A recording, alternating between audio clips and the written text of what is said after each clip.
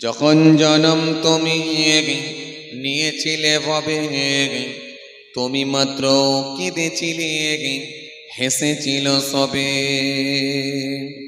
এমন জীবন হবে করিতে গঠন, মরণে হাসিবে তুমি, কাঁদিবে ভবান। আল্লাহুম্মা সাল্লি আলা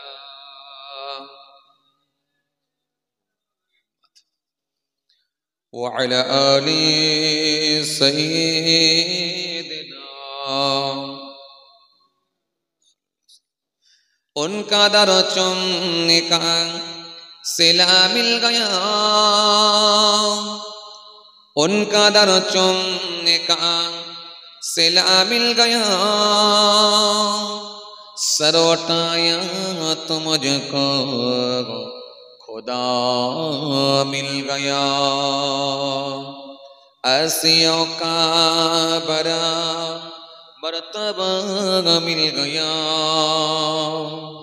हस्र में दामने मुस्तफा मिल गया। अल्लाहुम्मा सल्ली अला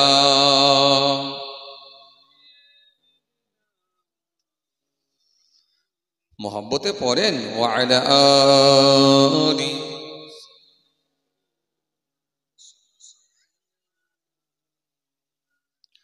প্রভুর ডাকে সবাই জাগে, হাই মুসলিম তো জাগলি না। প্রভুর ডাকে সবাই জাগে, হাই মুসলিম তো জাগলি না। বেভোর ঘুমে ঘুমিয়ে রইলি, ঘুম কিরে তোর ভাঙল না। প্রভুর ডাকে সবাই জাগে, হায় মুসলিম তো জাগলি না। প্রভুর ডাকে সবাই জাগে, আই মুসলিম তো জাগলি না। আল্লাহুম্মা সাল্লি আলা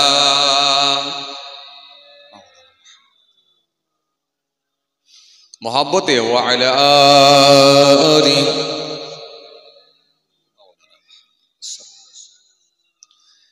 सियल डके हो रुहो, कोकिल डके को, सियल डके हो रुहो, कोकिल डके को, सबाई डके अपन भाषाয়, হাই মুসলিম তো ডাকলি না। সবাই ডাকে আপন ভাষায়, হাই মুসলিম তো ডাকলি না। প্রভুর ডাকে সবাই জাগে, হাই মুসলিম তো জাগলি না। প্রভুর ডাকে সবাই জাগে, হাই মুসলিম তো জাগলি না। আল্লাহুম্মা সাল্লি আলা সাইয়্যিদিনা মাওলানা মুহাম্মদ ওয়া আলা আলি।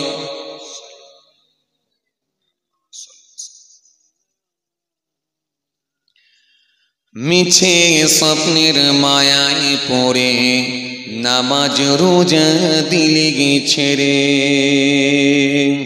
মিছে স্বপ্নের মায়ায় পড়ে নামাজ রোজা দিলি ছেড়ে। ত্যাগ করে দে মিছে স্বপ্ন গো, একবার জেগে ওঠো না গো। ত্যাগ করে দে মিছে স্বপ্ন গো, একবার জেগে ওঠো না গো। প্রভুর ডাকে সবাই জাগে, হাই মুসলিম তো জাগলি না গো। প্রভুর ডাকে সবাই জাগে, হাই মুসলিম তো জাগলি না। আল্লাহুম্মা সাল্লি আলা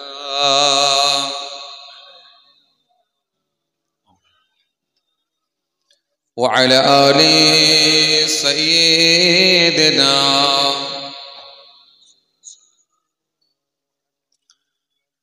وقال الله تعالى في كلامه المجيد والفرقان الحميد: ولقد أهلكنا القرون من قبلكم لما ظلموا وجاءتهم رسولهم بالبينات وما كانوا ليؤمنوا كذلك نجزي القوم المجرمين.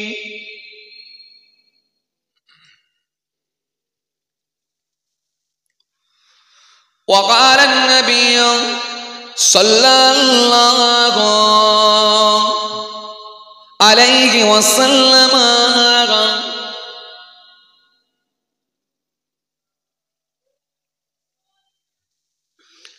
حق المسلم على المسلم خمس: رد السلام، وإعادة البريس، واتباع الجنائز، وإذاعة الدعوات، وتسمية العاطف، إلى آخر الحديث أو كما قال.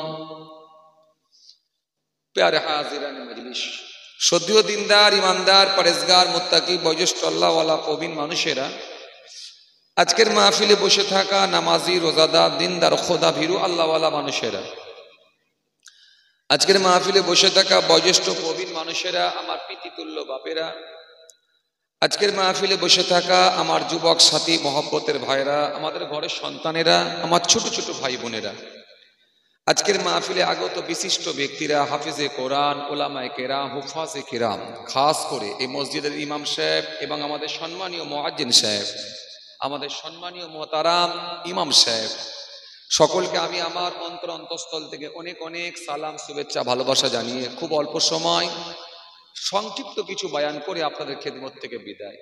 সেই সাথে সাথে আরো জানায়, যারা আর ইহলোকে নাই, আল্লাহর জামিন ছেড়ে বিদায় নিয়েছেন, কি গ্রামে এই চক খরচ ও চক খরগাছি গ্রামের কবরস্থানে ৩.৫ জায়গা অধিকার করে অপেক্ষায় রত, ইন্তজার করছেন, ওয়েট করছেন সে কিয়ামতের দিনের জন্য, ইলা ইয়াউমিল কিয়ামাহ, রোজ হাসর দিনের জন্য। জানাই তাদেরকে আমি আমার অন্তঃস্থল থেকে সালাম এবং মুবারকবাদ। আল্লাহ পাকের রহমত প্রত্যেক ইমানদারের উপর হোক। আমরা জোরে বলি আল্লাহুম্মা আমিন। মাশাআল্লাহ, আলহামদুলিল্লাহ। বেশ কিছুক্ষণ সময় আলোচনা হয়েছে, সম্ভবত মহল্লার ইমাম সাহেব তিনি বেশ কিছুক্ষণ টাইম ধরে আলোচনা করেছেন। আলহামদুলিল্লাহ, খুব প্রবীণ মানুষ, জ্ঞানী মানুষ, আলহামদুলিল্লাহ সুন্দর কিছু বয়ান আপনাদের খেদমতে করেছে। আপনারা সকলেই আলোচনা শ্রবণ করেছেন। আপনাদের কারো লাইভ হচ্ছে নাকি? মাশাআল্লাহ,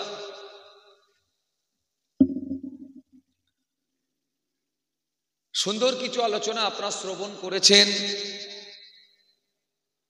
গুনাহগার এসেছি আপনাদের খেদমতে, অল্প সময় সংক্ষিপ্ত কিছু বয়ান করব। বেশ কিছু মানুষ এসেছেন, আলহামদুলিল্লাহ। আমি আশা রাখবো যারা এখন এসে পৌঁছাতে পারেননি তাদের কাছেও আমার আবেদন থাকবে, আপনারা চলে আসেন, এসে বসে যান। আলহামদুলিল্লাহ, লোকজন কিছু বেড়েছে। আমি আশা রাখবো এখনো যারা আসেননি আপনারাও চলে আসেন। আলহামদুলিল্লাহ, অনেক দূর থেকে অনেক কষ্ট করে আমার একাধিক মিডিয়া ভাইয়েরাও এসেছেন। আলহামদুলিল্লাহ, যারা মানুষের কাছে প্রচার প্রসারের দায়িত্ব নিয়ে এই সুন্দর নাত শরীফ, কেরাত শরীফ এবং এই নসিহতগুলোকে মানুষের হাতে হাতে পৌঁছে দিয়েছেন, যারা দিনের কাজ করছেন, আলহামদুলিল্লাহ। সকলকে আমি সার্বিকভাবে আমার অন্তঃস্থল থেকে সালাম, শুভেচ্ছা, ভালোবাসা জানিয়ে খুব অল্প সময় সংক্ষিপ্ত কিছু বয়ান করে আপনাদের খেদমত থেকে বিদায়। চলুন, আলোচনা খুব বেশি দীর্ঘায়ু করব না, খুব কষ্ট আপনাদেরকে দেবো না, একেবারে টু দ্য পয়েন্ট, একেবারে পয়েন্টের উপরে কিছু আলোচনা করেই আপনাদের খেদমত থেকে বিদায়। আলহামদুলিল্লাহ, জলসা আমাদের শোনার বয়সও অনেকটা হয়ে গেল, আর নিজেদের আমাদের প্রত্যেকের একটা নিজস্ব বয়স আছে, সেটাও আলহামদুলিল্লাহ অনেকটাই হয়ে গেল। কারো বয়স 65, কারো বয়স 80 বছর, কারো বয়স 70 বছর, কারো বয়স 60 বছর, কারো 50, কারো 40, কারো 30, কারো 20, কারো 21, কারো 12 ইত্যাদি। ভিন্ন ভিন্ন বয়সের মানুষেরা আমরা এই জায়গায় এসে পৌঁছাই। ভিন্ন ভিন্ন বয়স, আলাদা আলাদা বয়সের মানুষেরাও আমরা এখানে এসে বসে কিছু আলোচনা শ্রবণ করি। তো এক নিজস্ব বয়স, নিজের একটা বয়স আছে, পাশাপাশি ওয়াজ শোনারও একটা বয়স আছে। আমরা কিছু মানুষ হয়তো বক্তৃতা শুনছি, বয়ান শুনছি, সেই সময়টা অনেক দিন হয়ে গেল। কারো হয়তো 15 বছর, কারো হয়তো 18 বছর, কারো হয়তো 20 বছর, কারো হয়তো 30 বছর, যে লোকটার 80 বছর বয়স, 70 বছর বয়স, একটা লম্বা টাইম ওয়াজ শোনার সুযোগ পেয়েছে। একটু কথাবার্তা বলেন না রে বাবা, একদম চুপচাপ বসে আছেন। হ্যাঁ, মাঝে মাঝে একটু বলবেন, হ্যাঁ না দেবেন, তবে তো ভালো লাগবে। তাহলে মোটামুটি আমাদের ওয়াজ শোনার বয়সও একটা আমরা পেয়েছি যথেষ্ট। তো সেই জন্য আর নতুন করে যে কিছু বলতে হবে, জানাতে হবে, শেখাতে হবে, এমনটা ব্যাপার না। বর্তমানে আলহামদুলিল্লাহ যথেষ্ট আলোচনা আমরা শোনাই অভ্যস্ত। নামাজের ওয়াজ, রোজার ওয়াজ, হজ জাকাতের ওয়াজ, দাড়ি টুপির ওয়াজ, সেবার ওয়াজ, ভ্রাতৃত্বের ওয়াজ, আদর্শের ওয়াজ, মনুষ্যত্বের ওয়াজ, ইনসানিয়াতের ওয়াজ, ঐক্যের ওয়াজ, চরিত্রের ওয়াজ, কালচারের ওয়াজ, শিষ্টাচারের ওয়াজ, মা বাপের খেদমতের ওয়াজ, প্রতিবেশীর হকের ওয়াজ, আত্মীয়ের সঙ্গে সুসম্পর্ক বজায় রাখার ওয়াজ, এতিম মিসকিনের সঙ্গে ভালো আচরণ করার ওয়াজ, ভালো ব্যবহার করার ওয়াজ, কম বেশি টোটালটাই আমাদের জানা আছে। তো আলহামদুলিল্লাহ খুব বেশি আলোচনা আপনাদের সামনে যে করতে হবে এমনটা না, আর খুব বেশি আলোচনা লম্বাও করব না। আজকের আলোচনার বিষয়বস্তু একটাই থাকবে, যে আমল তো আমরা করছি, কিন্তু কোন আমল আল্লাহর দরবারে যাচ্ছে। মাইল বেড়ে যাচ্ছে না, তুমি কেন হাত দিচ্ছ ভাই? আমি তো বারণ করে দিয়েছি। মেশিনে হাত গেছে মানে তুমি ঘোরাচ্ছ নিশ্চয়। না, ঘোরাও না ভাই, তোমার পছন্দের সঙ্গে তো আমার পছন্দ মিলবে না।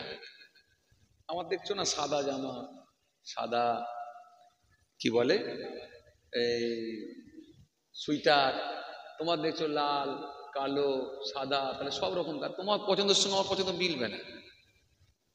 তোমার একটা আলাদা স্পেশাল পছন্দ থাকবে, আমার একটা পছন্দ থাকবে, প্রত্যেকের রুচি আলাদা আলাদা হবে। আর সাউন্ড বাড়াতে হবে, ঠিক আছে? এরা যদি বলে প্রবলেম হয়, আমি তোমাকে বলবো যে হ্যাঁ শুনতে পাচ্ছি না, সেটা পরে, এখনো তো আমি টান দিইনি। আসেন, যে কথা বোঝাতে চাইছিলাম, তাহলে আজকের আলোচনার বিষয়বস্তু কি বলছিলাম, যে কোন আমলটা আল্লাহর দরবারে যাচ্ছে। এটা কিন্তু খুব গুরুত্বপূর্ণ একটা আমল, এই গুরুত্বপূর্ণ একটা বয়ান, একটা গুরুত্বপূর্ণ কিন্তু নাসিহত বা ওয়াজ। কারণ আমরা প্রত্যেকেই আমল করি, আর আমরা প্রত্যেকটা হুজুর, বক্তা, ওয়াইজিনদের মুখই শুনে থাকি, কি বলে? বাবা আমল করো, আমল করলে জান্নাতে যাবে। কিন্তু আপনি তো জানেন না যে আমলের ভেতরে আবার মাইনাস হবে। আমলের ভেতরে কথা বলে না, আমলের ভেতরে মাইনাস হবে, কাটবে, জানেন? আমলের ভেতরে আবার কাটবে, মাইনাস হবে। আমলের ভেতরে আবার মাইনাস হবে। কোন আমল যে আল্লাহর দরবারে যাচ্ছে, এটা কিন্তু 100% আমরা কেউ কথা বলে না, জানি না। এই জন্য আজকের একটা গুরুত্বপূর্ণ পয়েন্ট নিয়ে আপনাদের সামনে আলোচনা করতে চাইছি, একেবারে টু দা পয়েন্টের ওপরে, যে কোন আমল আল্লাহর দরবারে যাচ্ছে। নামাজ, রোজা, দাড়ি, টুপি, জাকাত, হজ, তাসবিহ, দান, খায়রাত, হক, অনেক আমল আছে না? তো কোন আমলটা যাচ্ছে? তাহলে যদি আমরা এটা জেনে নিতে পারি, তাহলে সেই আমলের প্রতি আমরা গুরুত্ব বাড়াবো। তাহলে জেনে নিতে পারলে কিন্তু এই আমলের প্রতি আমাদের গুরুত্ব বেড়ে যাবে, আমাদের আগ্রহ বেড়ে যাবে।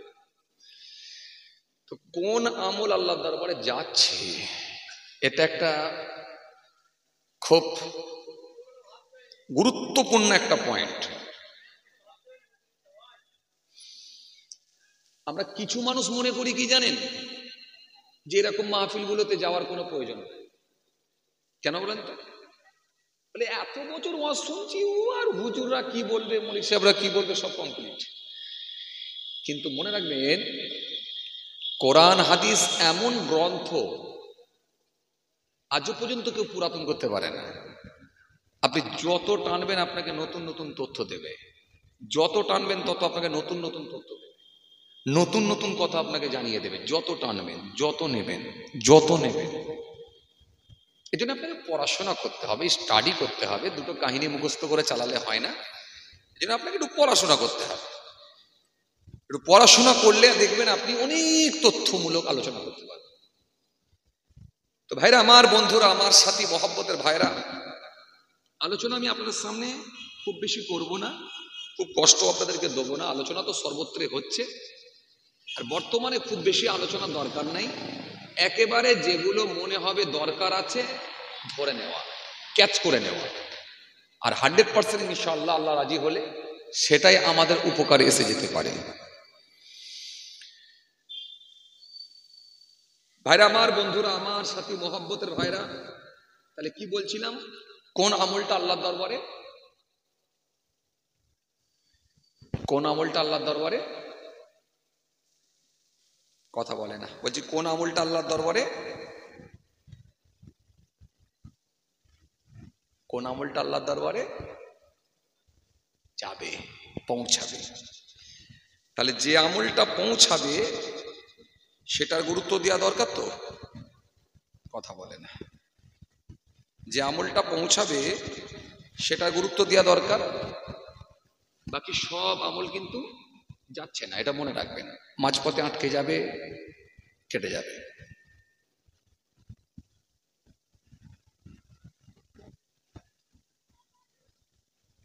আচ্ছা, যার আমল যত ভালো হবে সেই লোকটাই তো আল্লাহর কাছে তত প্রিয় হবে। কোরআন শরীফের মধ্যে আল্লাহ রাব্বুল আলামিন বলেছেন, ইন্নাল্লাযীনা আমানু ওয়া আমিলুস সলিহাত কানাত লাহুম জান্নাতুল ফিরদাউসি নুজুলা। নিশ্চয় যারা ঈমান এনেছে এবং পৃথিবীর জমিনে সৎকর্ম, ভালো কাজগুলো করেছে, আল্লাহ বলছেন তাদের জন্যই রয়েছে জান্নাতুল ফিরদাউস। তাহলে ঈমান এনে ভালো কাজ করা, এই মানুষগুলো কিন্তু জন্য আল্লাহ রেখেছেন জান্নাত। কিন্তু হাদিসে এসেছে আল্লাহর কাছে সম্মানিত ব্যক্তি কে? হাদিস পাকের মধ্যে পাওয়া যায়, রাসূল করিম সাল্লাল্লাহু আলাইহি সাল্লাম স্পষ্ট জানিয়ে দিয়েছেন। হাদিস পাকের মধ্যে পাওয়া যায়, হাদিসটা আবু হুরায়রা রাদিয়াল্লাহু তাআলা আনহু থেকে বর্ণিত হাদিস। আন আবি হুরায়রা রাদিয়াল্লাহু তাআলা আনহু قال سئل رسول الله صلى الله عليه وسلم أي الناس أكرم قال أكرمهم عند الله أتقاكم। নবী সাল্লাল্লাহু আলাইহি ওয়াসাল্লামকে জিজ্ঞাসা করা হচ্ছে, ইয়া রাসূলুল্লাহ, হাবিবাল্লাহ, হুজুর, সম্মানিত ব্যক্তি কে?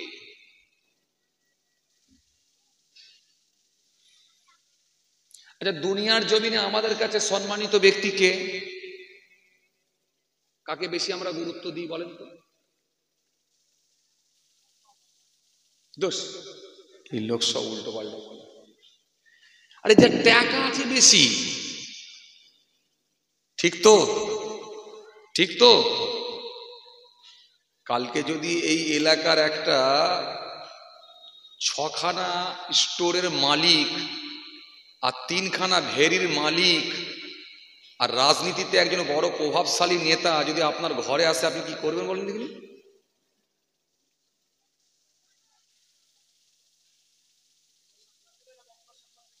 আপনি কাকে দেবেন? ব্যাস, এই তো লাইনে আসেন না। আমি তো সেটাই বলছি, তো আমি তো ওইটাই তো বলছি। আমি তো কথাটা সেটাই তো বললাম যে দুনিয়ার দৃষ্টিতে আমরা কাকে বেশি সম্মানিত ব্যক্তি মনে করব, কাকে বেশি সম্মান দেব, এটা বলিনি আমি, এটা বলেছিলাম। কিন্তু আপনি বললেন কি? বাপ মা। কিন্তু এমন আপনি আমার কাছ থেকে কটা তথ্য নেবেন যে ছেলে বাপ মাকে ভাত দেয় না? কি জি? তাহলে দুনিয়ার জমিনে দুনিয়ার হিসাবে সম্মানিত ব্যক্তি আমরা তাদেরকে মনে করি যারা খুব বেশি পয়সাওয়ালা এবং রাজ ক্ষমতা যাদের হাতে আছে। কথা বলেন, রাজ ক্ষমতা যাদের আছে আপনি মেলাবেন। আপনার মহল্লার ইমাম রাস্তা দিয়ে হেঁটে যাচ্ছে, দেখবেন পেছনে কেউ নাই, একাই যাচ্ছে বেচার এক কাপ চা খেতে। আর আপনার এলাকার প্রধান যদি একবার রাস্তা দিয়ে যায়, একবার মোর মাথায় চায়ের দোকানে যাই 500টা লোক জড়া হয়ে যাচ্ছে। কি জি? তাহলে আখেরাতের হিসাব আলাদা, দুনিয়ার হিসাব আলাদা। এই দুনিয়ার হিসাবের সঙ্গে আখেরাতের হিসাব আপনি মেলাতে ভালো করে শুনবেন। এই আপনারা যে বসে বসে শুনছেন, ভালো বিজনেস চালাচ্ছেন, কিন্তু আপনারা ইনকাম ভালো হচ্ছে, ধরতে পারেন। দুনিয়ায় মানুষ কষ্ট করে কিসের জন্য? যা বাবা কথা বলে না, পয়সার জন্য না? হ্যাঁ, পয়সার জন্য মানুষ সমস্ত রকমের কষ্ট করতে রাজি। রাতের বেলা জলসা করে ভোরের দিকে যখন যাচ্ছি, কি রাত 2টো 2:30 3টের সময় গাড়ি নিয়ে যখন বাড়ির দিকে যাচ্ছি, কত ফেরিওয়ালাকে দেখছি 3 চাকা ভ্যান নিয়ে রুটি বিস্কুট একবারে বোঝাই করে নিয়ে বেরিয়েছে। দোকানে দোকানে ফেরি করবে, রাত 2:30টার সময় উঠেছে। কেন বলেন তো? পয়সা। তাহলে দুনিয়ার বিজনেস চালাতে গেলে, দুনিয়ার ব্যবসা চালাতে গেলে আমাদের যদি যা কষ্ট করতে হয় আমরা করতে রাজি। কেন? ইনকামের ব্যাপার। আর আপনারা যে এখানে এসে একটা ব্যবসা করছেন, তার মানে আপনাদের এই ব্যবসাটা কিন্তু যাতে করে ভালো হয় সেটা কিন্তু আমাদেরকে চেষ্টা রাখতে হবে। এই যে আপনারা বসে আছেন না, ব্যবসা করছেন, আপনারা ভাবছেন মনে হয় আমি টাকা পয়সা পাবো নি, কি ব্যবসা? আরে বাবা, এটা তো এখানে বসেছেন টাকার জন্য নয়, এটা পরকালের পাঠ। ইনকাম চলছে তো, নেকি হচ্ছে না? এই নেকি হচ্ছে না? কটা দলিল আমার কাছ থেকে নেবেন? এই যে যতক্ষণ বসে আছেন সুবহানাল্লাহ শরীফ, আলহামদুলিল্লাহ শরীফ, আল্লাহু আকবার, এই দরুদ শরীফ, কলেমা শরীফ যে পড়ছেন বসে বসে, আর বসে বসে কোরআন হাদিসের বয়ান শুনছেন, আপনি কি ভাবছেন নেকি হচ্ছে না? তাহলে মন খারাপ করার কিছু নেই। কিন্তু তার মানে আপনি লসে রান করছেন না, এটা মনে রাখবেন। কিছু কিছু লোক আছে জলসার মাহফিলে গেলে ঘুমিয়ে পড়ে, চোখ বন্ধ করে বসে থাকে, মন টন খারাপ। ওই লোকটা আমার দেখবেন পয়সার জন্য বিরাট চাঙ্গা হয়ে যাবে। দুনিয়াবি কোনো কাজে যখন যাবে, ব্যবসায় যাবে, চাঙ্গা হয়ে গেল, কেন? ইনকামের ব্যাপার। আর এখানে এলে মন খারাপ। ওই জন্য আমি বলছি মন খারাপ করবেন না। এখানে বসে আছেন মানে এটাও আপনি বিজনেস চালাচ্ছেন। এই বিজনেসটা কেমন? এটা পরের পাঠ, পরকাল, আমল, নেকি। নেকি আপনি সঞ্চয় করছেন, তুলে নিচ্ছেন। তার মানে যতক্ষণ আপনি এখানে বসে থাকবেন, বসে থাকলেই নেকি। আপনাকে হাত পাও ছুটতে হবে না, আর কষ্ট করতে হবে না, বসে থাকবেন, শুনলেই নেকি। চলেন আসেন, খেয়াল করেন। তাহলে কি বলছিলাম? দুনিয়ার জমিনে সম্মানিত ব্যক্তি ওই ব্যক্তিটা যার টাকা পয়সা বেশি আছে, ইনকাম বেশি আছে, এবং রাজ ক্ষমতা যার হাতে আছে। রাজ ক্ষমতা যাদের হাতে আছে, এই মানুষগুলোর কাছে দুনিয়ার মানুষের বিরাট গুরুত্ব দেয়, দুনিয়ার মানুষ তাদের বিরাট প্রাধান্য দেয়। কিন্তু নবীকে জিজ্ঞাসা করা হলো, কি বলা হলো? আইয়ুন নাসে আকরাম। আল্লাহ নবীকে জিজ্ঞাসা করা হলো, হযরতে আবু হুরায়রা রাদিয়াল্লাহু তাআলা আনহু থেকে বর্ণিত হাদিস, আন আবি হুরায়রা রাদিয়াল্লাহু তাআলা আনহু ক্বালা সুইলা রাসূলুল্লাহ সাল্লাল্লাহু আলাইহি ওয়াসাল্লাম আইয়ুন নাসি আকরাম ক্বালা আকরামুহুম ইনদাল্লাহি আতকাকুম। আল্লাহ নবীকে জিজ্ঞাসা করা হলো, কি বলা হলো? ইয়া রাসূলুল্লাহ, হাবিব আল্লাহ হুজুর, কোন মানুষটা সবথেকে সম্মানিত মানুষ?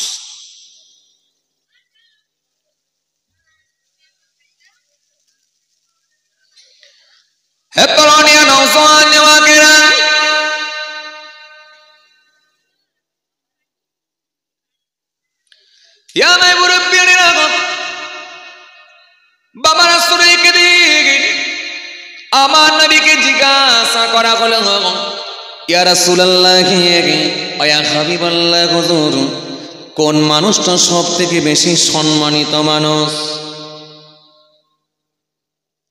নবী বললেন, ওই মানুষটাই সব থেকে বেশি সম্মানিত, সেই ব্যক্তিটা আল্লাহর কাছে সব থেকে সম্মানিত ব্যক্তি, যে ব্যক্তিটা সব থেকে বেশি পরহেজগার, যে ব্যক্তিটা সব থেকে বেশি পরহেজগার, দিনদার, খোদাভীরু, এই মানুষটাই আল্লাহ দরবারে সব থেকে বেশি সম্মানিত। কথা কিছু বুঝতে পারেননি? তাহলে দুনিয়ার মানুষদের হিসাব আলাদা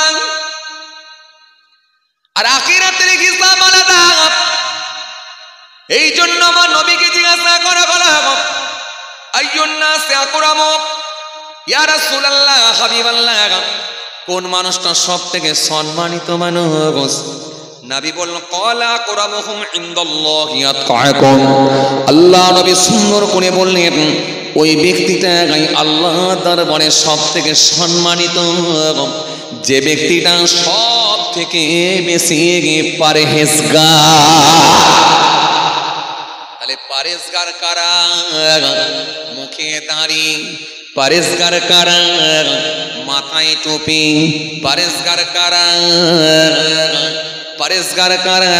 কুরবানিতে বড় গরু দেয়, পরহেজগার কারা? যাকাত দেয়, পরহেজগার কারা? পরহেজগার কারা? নামাজ পড়ে, এই মানুষগুলোই কি পরহেজগার?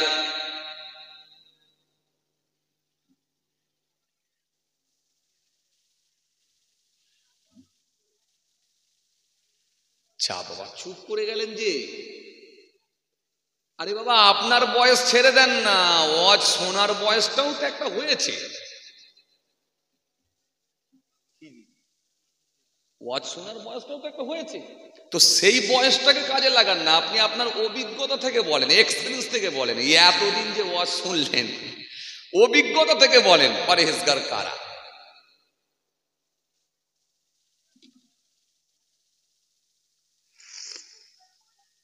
আমি কি ভাবছেন আপনারা আমি কি সেই ওই রকম বুঝুন নাকি?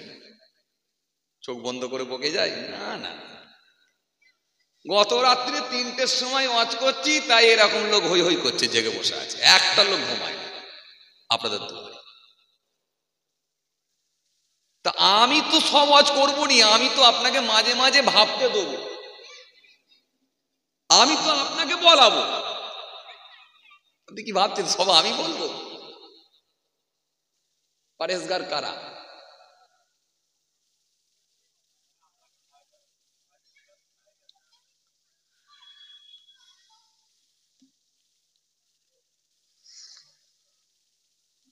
তাহলে নবীকে জিজ্ঞাসা করা হলো, কি বলা হলো? ইয়া রাসূলুল্লাহ, হাবিবাল্লাহ, হুজুর আল্লাহ পাকের দরবারে সম্মানিত ব্যক্তি কে? তাই তো নাকি? নবী বললেন, ওই ব্যক্তিটাই আল্লাহর কাছে সব থেকে বেশি সম্মানিত, যে ব্যক্তিটা আল্লাহ পাকের কাছে সম্মানিত ব্যক্তি, যে সব থেকে বেশি পরহেজগার, দিনদার। কথা ক্লিয়ার? এবারে পরহেজগার কারা? যে মুখে দাঁড়ি রেখেছে, 5 ওয়াক্ত নামাজ পড়ছে, রমজান মাসে রোজা রাখে, যাকাত দেয়, আওকাত থাকলে হজ করে, এই লোকটা পরহেজগার তো? কথা বলে না, এটা পরহেজগার তো? এবার ভরসা করে বলেন না,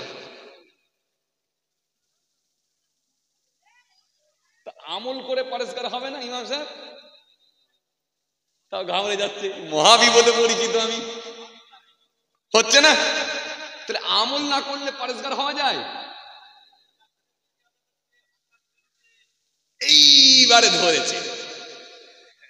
আমি তো বললাম যে আপনার ওয়াজের তো একটা শোনার বয়স হয়েছে, আপনার নিজের বয়সটাকে ছেড়ে দেন।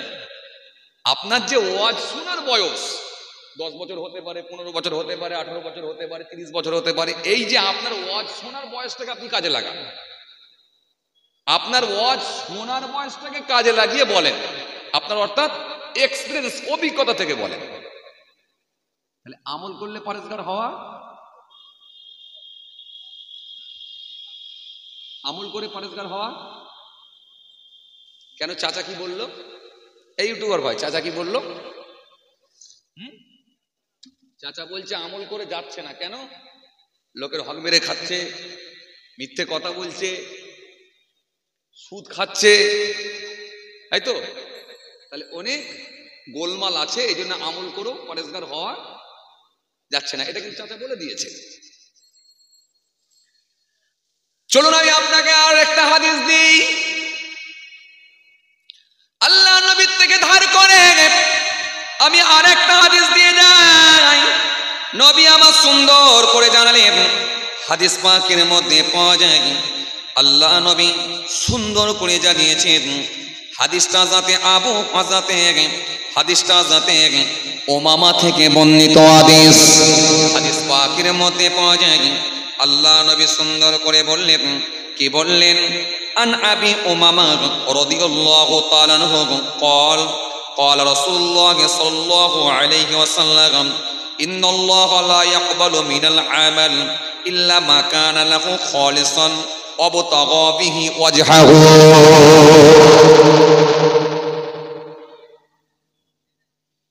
এই হাদিসটা হযরত উমামা রাদিয়াল্লাহু তাআলা আনহু থেকে বর্ণিত হাদিস। হযরত উমামা রাদিয়াল্লাহু তাআলা আনহু থেকে বর্ণিত হাদিস। এই হাদিসের মধ্যে আমার নবী সুন্দর করে বললেন, কি বললেন? ওই আমলগুলো আল্লাহর দরবারে যাবে না, ওই আমলগুলো আল্লাহর দরবারে পৌঁছাবে না, ওই আমলগুলো আল্লাহর কাছে যাবে না যে আমলের মধ্যে ইখলাস ছিল না।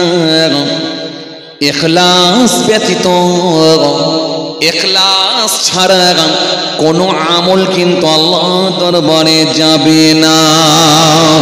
তাহলে আমল যাবে কোনগুলো? কথা বলেন।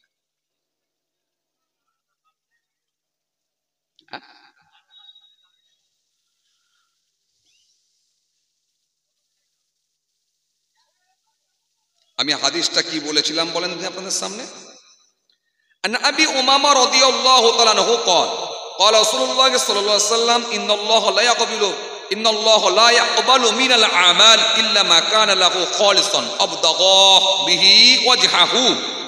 এই হাদিসের মধ্যে রাসূল করিম সাল্লাল্লাহু আলাইহি ওয়াসাল্লাম বললেন, আল্লাহ পাকের দরবারে ওই আমলগুলো যাবে না, ইখলাস ছাড়া কোনো আমল কিন্তু আল্লাহর কাছে পৌঁছাচ্ছে না। তার মানে বিশুদ্ধ আমল ছাড়া, তার মানে আল্লাহ পাকের দরবারে নিয়ত ঠিক করে আমল না করলে, বিশুদ্ধ আমল না থাকলে, ইখলাস ছাড়া কিন্তু কোনো আমল আল্লাহ পাকের কাছে।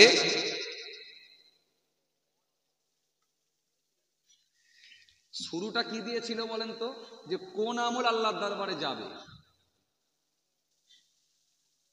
মনে আছে আপনাদের নাকি না? এই মনে আছে আপনাদের?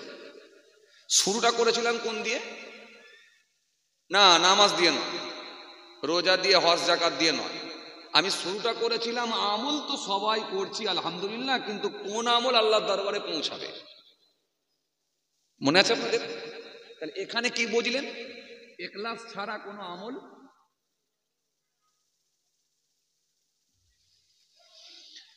চলুন এই হাদিসটাকে সামনে রেখে আমি আরেকটা হাদিস বলি। সহিহ মুসলিম শরীফের মধ্যে এসেছে, হযরত আবু হুরায়রা রাদিয়াল্লাহু তাআলা আনহু থেকে বর্ণিত হাদিস।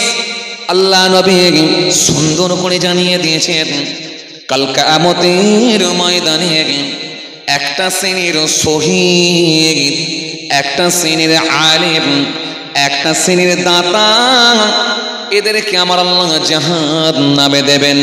কোন কোন বর্ণনায় এসেছে একটা শ্রেণীর হাজী সাহেব, একেও আমার আল্লাহ জাহান্নামে দেবেন। তাহলে শহীদ, তার আমল কেমন? শহীদের মতো আমল কি করা সম্ভব হবে? দেখ, তোমার নামাজ, তোমার দাঁড়ি, তোমার রোজা, তোমার জিকির তোমার তসবিহ রাখো। শহীদ কাকে বলে? যারা আল্লাহর জন্য জীবন দিয়েছে। আরে জীবন দিয়ে মহব্বত দিয়েছে, তাহলে এর থেকে বড় আমল হতে পারে?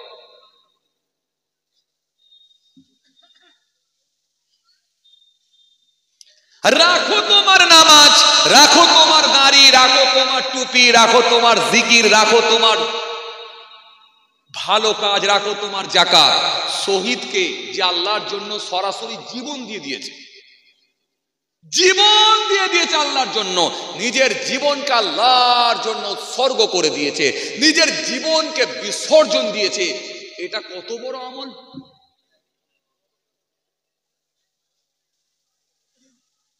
ও ভালো করে বুঝবেন, কিন্তু খুব ভালো করে বুঝবেন। আপনাকে সবাই এসে বলে যাবে নামাজ পড়ো, দাঁড়িয়ে রাখো, রোজা রাখো, জিকির করো, তসবিহ পড়ো, জান্নাতে যাবে, এটা সবাই এসে বলবে। কিন্তু আমি আপনাকে বলছি ওই আমল জান্নাতে যাবে না যে আমল বিশুদ্ধ না হবে, যে আমলের ইখলাস না থাকবে, ওই আমল যাচ্ছে না। সুতরাং এমন আমল করো যাতে করে আল্লাহর দরবারে পৌঁছায়। খাতা ভর্তি লিখে লাভ নাই, মাস্টার যেটা প্রশ্ন করেছে সেটারই অ্যান্সার দেওয়ার চেষ্টা করো। তোমাকে জিজ্ঞাসা করেছে বাপের নাম আর তোমার জন্ম তারিখ লেখো, তুমি লিখে দিলে মায়ের নাম আর তোমার বাড়ি লিখে দিয়ে চলে এলে, তুমি জানলে খাতায় লিখেছি, কিন্তু মাস্টার মশাই বলল না, নাম্বার পাওয়া যাবে না, কারণ আমি যেটা জিজ্ঞাসা করেছি সেটার অ্যান্সার হয় না।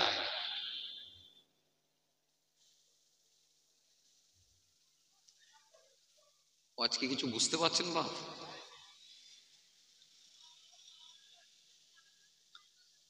আপনারা কি আমার উপর রাগ করছেন?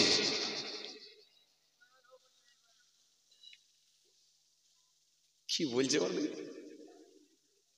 এই বায়ান হোক? আচ্ছা, বলছে এই বায়ান হোক। তাহলে মুসলিম শরীফের মধ্যে এসেছে, সহিহ মুসলিম শরীফের মধ্যে পাওয়া যায়, হাদিস পাকের মধ্যে আল্লাহ নবী বলে দিয়েছে, হাদিসটা যাতে আবু হুরায়রা রাদিয়াল্লাহু তাআলা আনহু থেকে বর্ণিত দিয়ে গেছে। আল্লাহ নবী সুন্দর করে জানালেন, কাল কিয়ামতের ময়দানে একদল শহীদ, একদল আলিম, একদল দাতা, এরা জাহান্নামে যাবে। কোন কোন বর্ণনায় পাওয়া যায় একটা সির হাজী সাহেব জাহান্নামে যাবে, খালি তাদের ভেতরে ইখলাস ঠিক না থাকার কারণে শহীদকে বলবে, আল্লাহ কি করেছ বান্দা আমার জন্য বলো। আলেমকে বলবে, আল্লাহ বান্দা আমার জন্য কি করেছ বলো। দাতাকে বলবে, আল্লাহ ও বান্দা আমার জন্য কি করেছ বলো।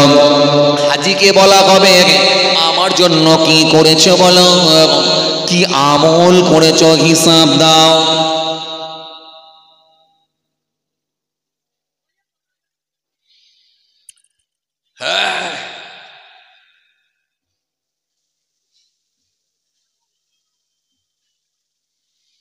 তাহলে আপনাদেরকে আমি যেটা বুঝাতে চাইছি, প্রশ্ন বুঝে কিন্তু অ্যান্সার দেন। পরীক্ষার খাতায় ভুলভাল লিখে খাতা ভর্তি করে লাভ হবে। আমরা আমল করি, পদ্ধতি বুঝি না, কথা বলে। আমরা আমল করি, সিস্টেম জানি না। আমরা আমল করি কিন্তু নবিয়ানা তরিকাই করি না।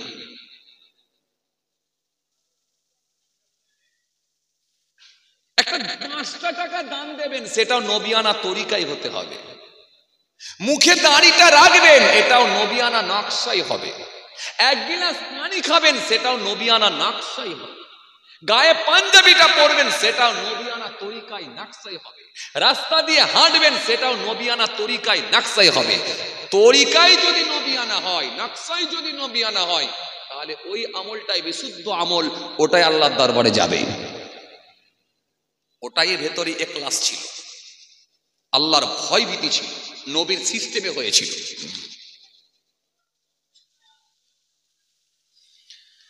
আপনাকে আমি আবার যেটা বোঝাতে চাইছিলাম, শহীদ কাকে বলা হয়?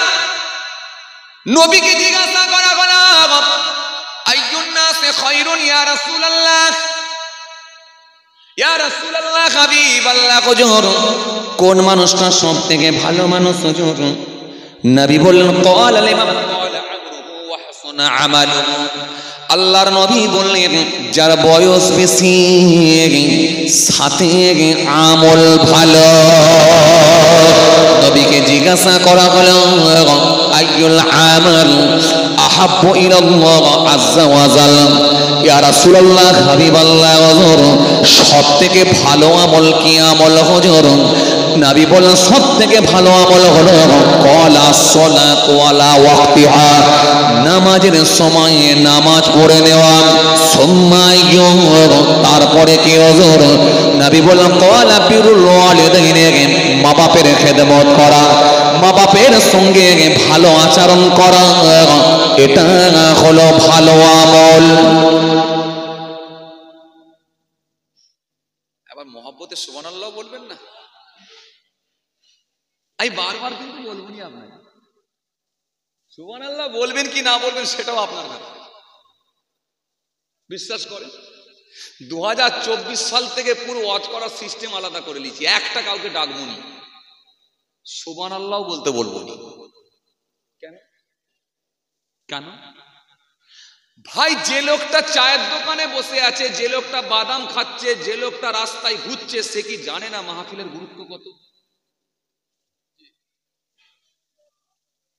এরকম মাহফিল থেকে যদি সে দূরে সরে যায়, সে যদি চায়ের দোকানে মনে করে এখানে থাকাটাই আমার জন্য উত্তম, তাহলে আমি কেন জোর করে ডাকতে যাব? সে তার 14 বছরের ওয়াজ শোনাকে কাজে লাগাক। 14 বছর ওয়াজ শুনে যদি এটাই বুঝে থাকে যে চায়ের দোকানে বসে থাকাটাই বেটার, তাহলে নিশ্চয়ই সে ওটা বুঝেছে, ওটাই থাক। কারণ তাকে আমি আর জোর করে বুঝাতে পারবো না। 14 বছরে ওয়াজ শুনে যদি নিশ্চয়ই এটা বুঝেছে যে চায়ের দোকানে বসে থাকার থেকে বসে বসে ওয়াজ শুনে দিনে মাহফিলে বসা মানে সওয়াবের হকদার হব, তাহলে এর পরে যদি সে না আসে তার মানে বুঝতে হবে সে ইচ্ছাকৃতভাবে আসে না।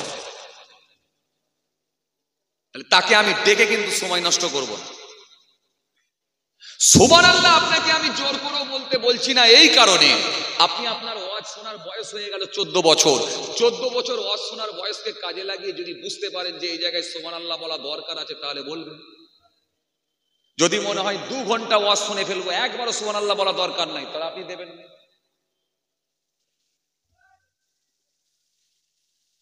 কি কথা বুঝতে পারেননি? আপনার ওয়াজ শোনার বয়সকে আপনি কাজে লাগিয়ে দেখলেন যে এই জায়গায় সুবহানাল্লাহ বলা দরকার আছে, তো দেবেন। কেন? সুবহানাল্লাহ, আলহামদুলিল্লাহ, আল্লাহু আকবার, আল্লাহ নামের তাসবিহগুলো পড়লে নেকি আছে না নাই? আছে। তাহলে নেকি যদি থাকে, যদি মনে হয় আমার সওয়াব কামানো দরকার আছে, তো দেবেন। আর যদি মনে হয় 14 বছর ওয়াজ শোনার পরে আপনি আপনার অভিজ্ঞতা থেকে বুঝতে পেরেছেন যে সুবহানাল্লাহ একবারও বলা দরকার নাই, কলেমা শরীফ একবারও পড়া দরকার নাই মাহফিলে, তাহলে এটা আপনার ব্যাপার। আমি কেন আপনাকে আবার জোর করে শেখাবো? এ তো সব আপনার জানা আছে, আমি কেন আবার ওই কথা আপনাকে দিতে যাব? আমি আপনাকে দেবো ওই কথাগুলো যেগুলো আপনার জানা নাই, এই কথা আপনাকে আমি বলবো। চলেন এইবারে কি বলছিলাম? তাহলে নবী কি বললেন? নবী সুন্দর করে বললেন যে দ্বিতীয় নাম্বারে হলো মা বাপের খেদমত করা, এটা হলো ভালো আমল। সুম্মা আইয়ু, তারপরে কি হতো? আল্লাহ নবী বললেন ক্বালা আল জিহাদু ফি সাবিলিল্লাহ, আল্লাহর জন্য নিজের জীবনকে উৎসর্গ করে দেওয়া, আল্লাহর জন্য নিজের জীবনকে বিসর্জন দেওয়া, এটা হলো ভালো আমল। কিন্তু নবী এখানে বললেন শহীদ হয়ে যাওয়া ভালো আমল। কিন্তু মুসলিম শরীফে আবু হুরায়রা রাদিয়াল্লাহু তাআলা আনহু থেকে বর্ণিত দিয়ে গেছে, নবী আবার সেখানে জানালেন শহীদ একদল জাহান্নামে যাবে, আলেম একটা শ্রেণীর জাহান্নামে যাবে, একটা শ্রেণীর দাতা জাহান্নামে যাবে। কোন বর্ণনায় পাওয়া যায় একটা শ্রেণীর হাজী জাহান্নামে যাবে। তার মানে কেন?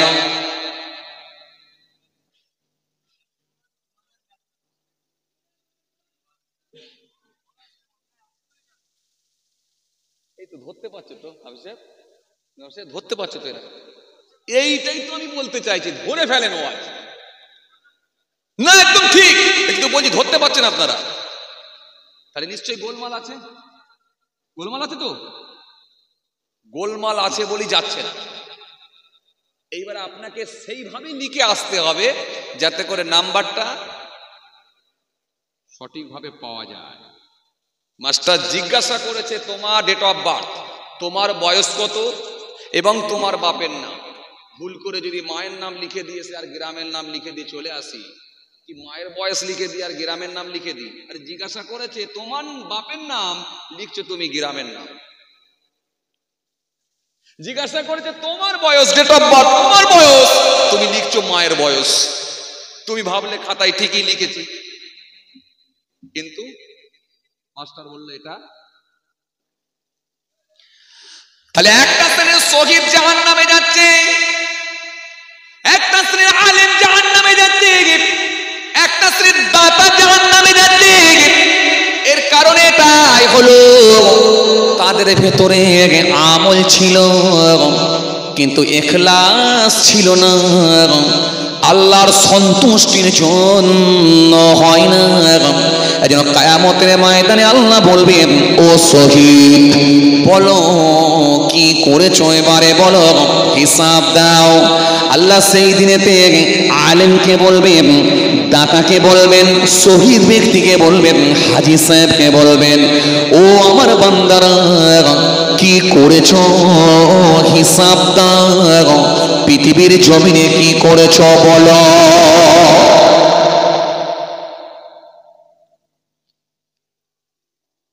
শহীদ ব্যক্তি সেই সময় বলবে আল্লাহ আমি তো আপনার জন্য জীবন দিয়েছি, আপনার জন্য আমার জীবনকে উৎসর্গ করে দিয়েছি, আপনার জন্য আমার জীবনকে বিসর্জন দিয়েছি, আপনার জন্য আমার জীবনকে কোরবান করে দিয়েছি। ও বান্দা জীবন দিয়েছিলে এটা ঠিকই কথা, কিন্তু আমার জন্য হয় না এটাও ঠিকই কথা। তুমি যখন ময়দানে নেমে গিয়েছিলে তোমার নিয়ত এসে গিয়েছিল যদি আমি শহীদ হয়ে যেতে পারি, আরে মরবো তো একদিন, কিন্তু শহীদ যদি হয়ে যায় শহীদ নামে আমি খ্যাত হয়ে যাব, পৃথিবীর মানুষ সবাই আমাকে জানবে, শহীদ বলবে, শহীদ বলে আমাকে, শহীদ বলে আমাকে ডাকবে। লোকটি শহীদ হয়েছিল, এই শহীদ নামটাই আমার কাছে পরিচিত হয়ে যাবে। সুতরাং শহীদ হয়ে আমি মরতে চাই। এই যে দুনিয়ায় তোমার নিয়তটা গোলমাল ছিল, এই নিয়তটা গোলমাল হয়ে যাবার কারণে আমি আল্লাহর জন্য হলো না।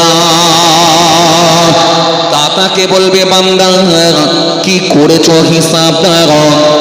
দাতা বলবে আল্লাহ অনেক আমি টাকা দান করেছি, মাদ্রাসায় দিয়েছি, মসজিদে দিয়েছি, জমি দান করে দিয়েছি, আহারে এলাকার গরিব মানুষদেরকে আমি দান করেছি।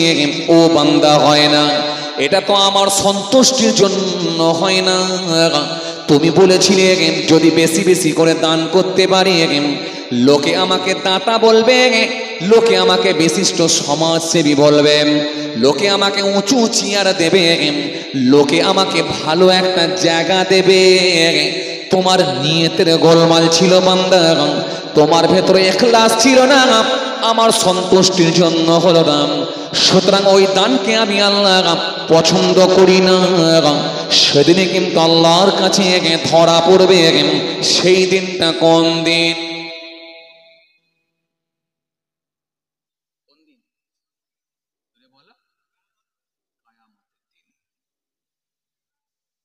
এই জন্য আমার আল্লাহ সুন্দর করে জানিয়েছেন ওয়াত্তাকু ইয়াওমান তুরজাউনা ফীহি ইলাল্লাহ সুম্মা তুওয়াফা কুল্লু নাফসিন মা কাসাবাত ওয়া হুম লা ইউযলামুন। আল্লাহ সুন্দর করে জানালেন ওয়াত্তাকু ইয়াওমান, ওই দিনকে ভয় করো। ওয়াত্তাকু ইয়াওমান, ওই দিনকে ভয় করো। ওয়াত্তাকু ইয়াওমান তুরজাউনা ফীহি ইলাল্লাহ, যেদিনে তোমাদেরকে আমি আল্লাহর কাছে ফিরে আসতে হবে, আমার কাছে ফিরে আসতে হবে। তুরজাউনা ফীহি ইলাল্লাহ সুম্মা তুওয়াফা কুল্লু নাফসিন মা কাসাবাত ওয়া হুম লা ইউযলামুন। সেদিনে প্রত্যেকের আমলগুলো তাদের কাছে ফিরিয়ে দেওয়া হবে।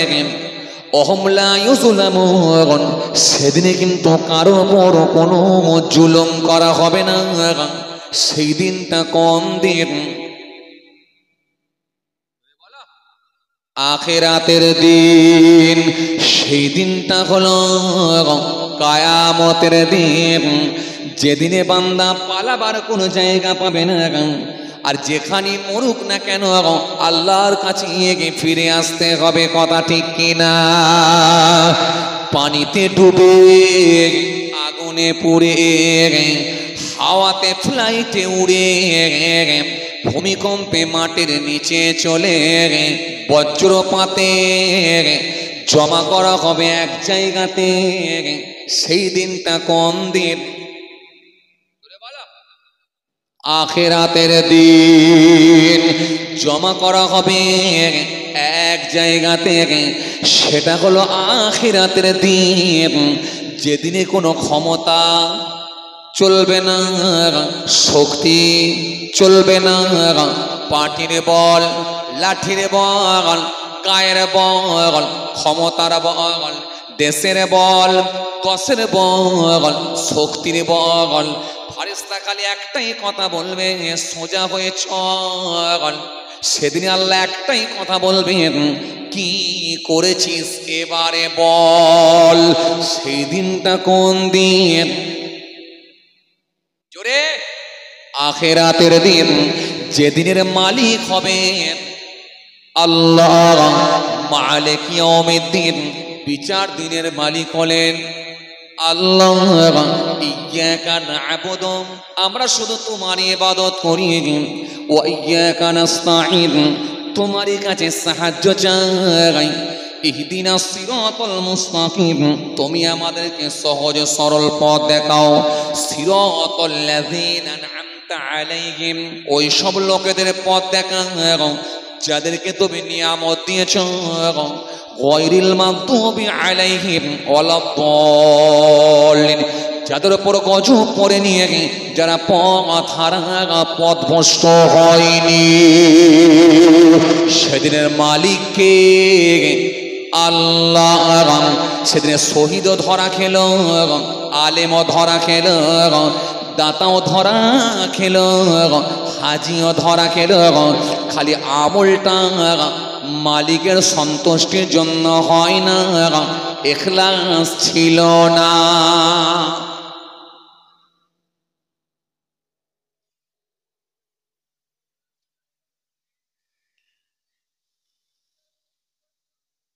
সব জায়গায় যে তাকান, খেয়াল করেন, কি বলছিলাম? আমল থাকবে, কিন্তু সব আমল ক্লিয়ার হচ্ছে তো? ক্লিয়ার হচ্ছে তো? তাহলে সব আমল কিন্তু যাচ্ছে না, কারণ গোলমাল আমল থাকলেই আরো ভালো আপনারা বুঝতে পারবেন। আরো যদি আপনাদের সামনে আমি এক দুটো হাদিস বলি, আরো আপনাদের সামনে ক্লিয়ার হবে, আরো আপনারা সুন্দর করে ভালো করে বুঝতে পারবেন। কেন হাদিস পাকের মধ্যে পাওয়া যায়, রাসূলুল্লাহ জানিয়েছেন, আন সাদ্দাদ ইবনে আওস রাদিয়াল্লাহু তাআলা আনহু قال سمعت رسول الله صلى الله عليه وسلم يقول من تصدق إرائي فقد أشرك. عن عمر بن الخطاب رضي الله تعالى عنه قال سمعت رسول الله صلى الله عليه وسلم يقول إن يسير الرياء شرك. একটা সাদ্দাদ ইবনে আউস থেকে বর্ণিত হাদিস, একটা উমর ইবনে খাত্তাব রাদিয়াল্লাহু তাআলা আনহু থেকে বর্ণিত হাদিস। আরো দুটো হাদিস পড়লাম। দেখেন ভাই, ইউটিউবের যুগ তো, আমাদেরকে 2-3 দিন ছাড়া ছাড়া ওয়াজ পাল্টাতে হয়, 2-3 দিন ছাড়া ছাড়া। সব তো আর মনে রাখা, মাথায় ঢোকানো সম্ভব না। এই জন্য মাথায় যেগুলো থাকে বলি, আর না হলে কিছু লোড করে নিয়ে চলে আসি। এর ভেতরে যা খুঁজবেন খালি বেরোবে, যাতে করে দলিল সহকারে যদি আলোচনাটা হয় তাহলে আমাদের গ্রহণ করতে সুবিধা। এই জন্য আপনাদের সামনে আমি আরো দুটো হাদিস দিলাম, একটা সাদ্দাদ ইবনে আউস থেকে বর্ণিত হাদিস, একটা উমর ইবনে খাত্তাব রাদিয়াল্লাহু তাআলা থেকে বর্ণিত হাদিস। এই হাদিস দুটো অর্থ করলে আরো ক্লিয়ার হবে। তাহলে এখন পর্যন্ত আপনারা কি বুঝলেন? প্রথমে আমি আপনাদের সামনে যে পয়েন্টটা তৈরি করেছিলাম, কি বলেছিলাম, যে সব আমল কিন্তু আল্লাহর দরবারে যাচ্ছে না। ক্লিয়ার তো? ক্লিয়ার হচ্ছে তো? ক্লিয়ার হচ্ছে তো? তাহলে আমরা বুঝতে পারলাম নবীর হাদিস থেকে শহীদ ব্যক্তিও ধরা খেয়ে যাবে। একটা শ্রেণীর শহীদ, একটা শ্রেণীর আলেম, একটা শ্রেণীর দাতা, একটা শ্রেণীর হাজি সাহেব।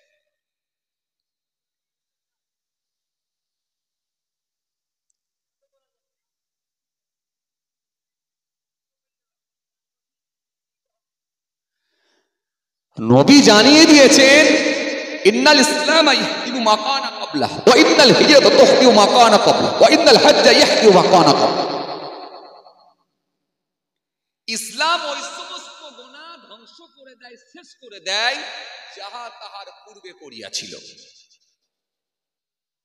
আর একটু ক্লিয়ার করলে আপনারা ভালো করে বুঝতে পারবেন।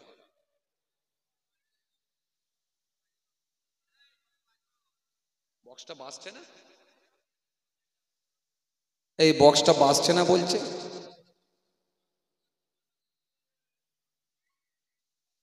এবার কি ঠিক আছে? ঠিক নেই? কি গো ভাই, একটা নাকি বাজছে না বলছে, একটা বাজছে না।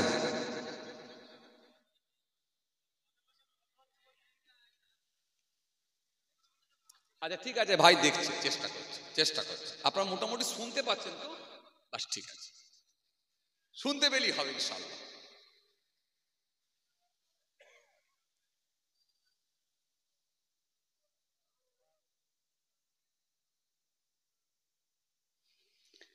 কি বলছিলাম? তাহলে নবী বললেন ইসলাম ওই সমস্ত গোনা বিনষ্ট করে, শেষ করে দেয় যাহা তার পূর্বে করেছিল।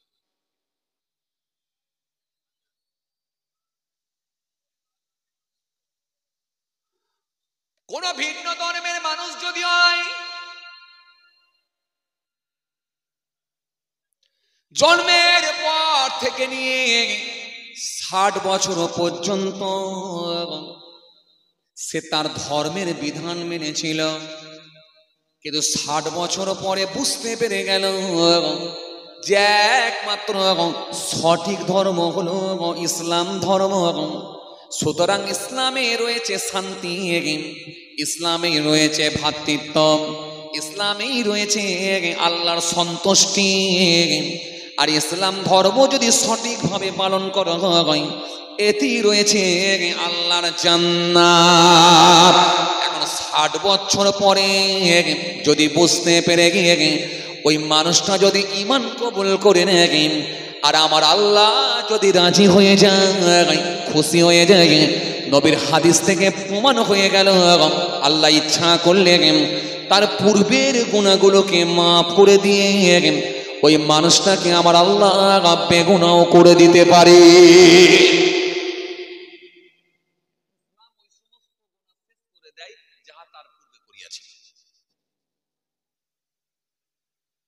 যদি কোনো ব্যক্তি ঈমান কবুল করে নেয়, আগের গুনাহগুলো আল্লাহ ইচ্ছা করলে মাফ করবে। এরপরে আমার নবী সুন্দর করে কি বললেন? হিজরত ওই সমস্ত গুনাহ শেষ করে দেয়। যদি কোনো ব্যক্তি হিজরত করে এক জায়গা থেকে আর এক জায়গায় চলে যায়, সেটা যদি ধর্মীয় কারণে হয়, আমি যে জায়গায় আছি নামাজ পড়তে আমাকে বাধা প্রদান করা হচ্ছে, আমি যে জায়গায় আছি কোরআন পড়তে আমাকে দেওয়া হচ্ছে না, আমি যে জায়গায় আছি রমজান মাসে আমাকে রোজা রাখতে দেওয়া হচ্ছে না, আমাকে জুলুমের শিকার হতে হচ্ছে, ধর্মকে বাঁচানোর জন্য ধর্মীয় কারণে, যদি আল্লাহর সন্তুষ্টির জন্য খালি দিনকে জিন্দা করার জন্য এক জায়গা থেকে আরেক জায়গায় হিজরত করে চলে যায়, নবী বলছেন আমার আল্লাহ রাজি হলে ওই ব্যক্তির পূর্বের গুনাহগুলোকে আল্লাহ মাফ করে দেন। কেন হিজরাত ওই সমস্ত গুনাহ বিনষ্ট করে যাহা তাহার পূর্বে করিয়াছিল। আর যদি বেটার জায়গা মনে করে কেউ যায়, কাটিয়াটে থাকতে ভালো লাগছে না, রাজারহাট একটা টাউন এলাকায়, কথা বলে না। রাজারহাট একটা টাউন এলাকা, সিটি এলাকা, ওখানে যদি বউ বাচ্চা নিয়ে থাকা যায়, ছেলে মেয়েগুলো ভালো পড়াশোনাও করতে পারবে, আর আমি ডক্টর হয়েছি ওখানে চেম্বারটাও করব, ও বুড়ো বুড়ি ঘরে থাকবে, যা কাটিয়াটে থাকবো। এটা কাটিয়াট তো নাকি খড়গাছি, খড়গাছিতে বুড়ো বুড়ি থাক। এই বেটার জায়গা মনে করে যদি চলে যাওয়া হয়, আমি আপনাকে আগেই বলেছি, ওয়াজ কিন্তু বুঝতে হবে, সবকে একভাবে ফেলে দিলে হবে না, তাহলে ওটা কিন্তু নিয়ত ঠিক ছিল না। আর এটা ধর্মকে বাঁচানোর জন্য এক জায়গা থেকে আর এক জায়গায় চলছে না, চলেনি। বর্তমানে কিছু কিছু জায়গায় মানুষ স্বাধীনভাবে ধর্ম পালন করতে পারছে না, এমন এমন জায়গা আছে না নাই? চীনের দিকে তাকিয়ে দেখেন, হ্যাঁ, ফিলিস্তিনের দিকে তাকিয়ে দেখেন, ভারতের বিভিন্ন স্টেটের দিকে তাকান, উত্তরপ্রদেশের দিকে তাকান, আসামের দিকে তাকান, বাংলারও কিছু কিছু জায়গায় জুলুম অত্যাচার চলছে, সর্বত্র হচ্ছে এগুলো।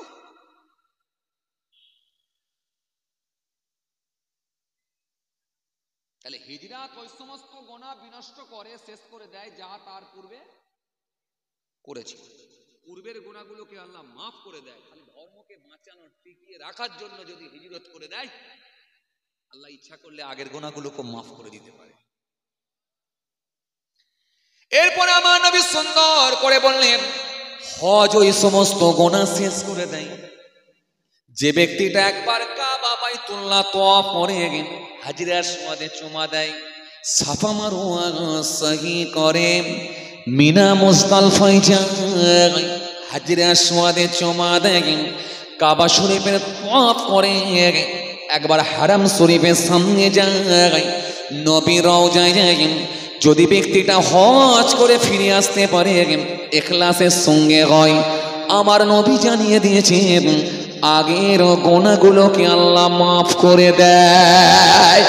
তাহলে এখানেও গুনাহ মাফ, কিন্তু ওখানে বলা হলো কি, একটা শ্রেণীর শহীদ ধরা খাবে, একটা শ্রেণীর আলেম ধরা খাবে, একটা শ্রেণীর দাতা ধরা খাবে, একটা শ্রেণীর হাজিও ধরা খাবে।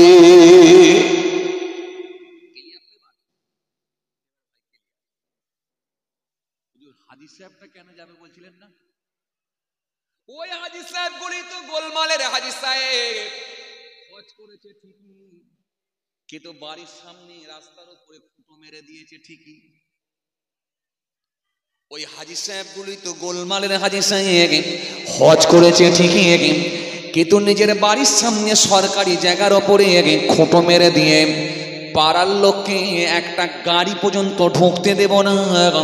কেন? আমার দুটো ছেলে রাজনীতি করে, আর পয়সাও আমি সব থেকে বেশি আছি, আমার সঙ্গে কেউ পারবে না, সুতরাং আমার বাড়ি পর্যন্তই গাড়ি আসবে, এরপরে যাবে না।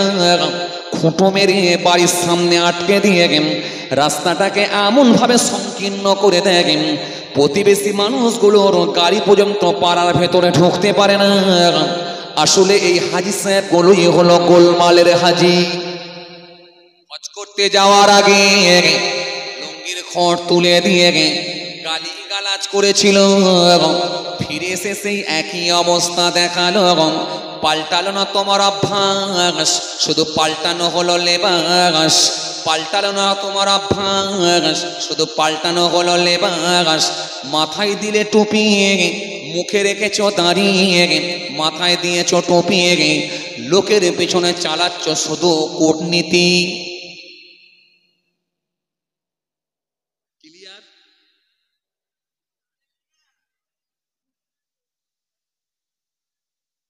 তাহলে গোলমালের হাজী হলে জান্নাতে যাচ্ছে না, ইখলাস না থাকলে দান কবুল হচ্ছে না, নিয়ত ঠিক না থাকলে শহীদও কিন্তু আল্লাহর দরবারে কোনো জায়গা পাচ্ছে না, আলেমও কিন্তু জায়গা পাচ্ছে না, ইখলাস তার ভেতরে নাই।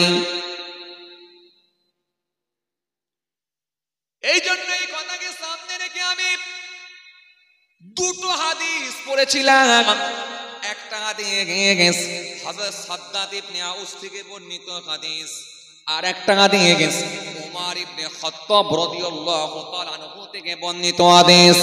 হযরত সাদ্দাদ ইবনে আউস রাদিয়াল্লাহু তাআলা আনহু থেকে বর্ণিত হাদিস, তিনি বললেন কি, আন সাদ্দাদ ইবনে আউস রাদিয়াল্লাহু তাআলা আনহু قال سمعت رسول الله صلى الله عليه وسلم يقول من تصدق إرائي فقد أشرك.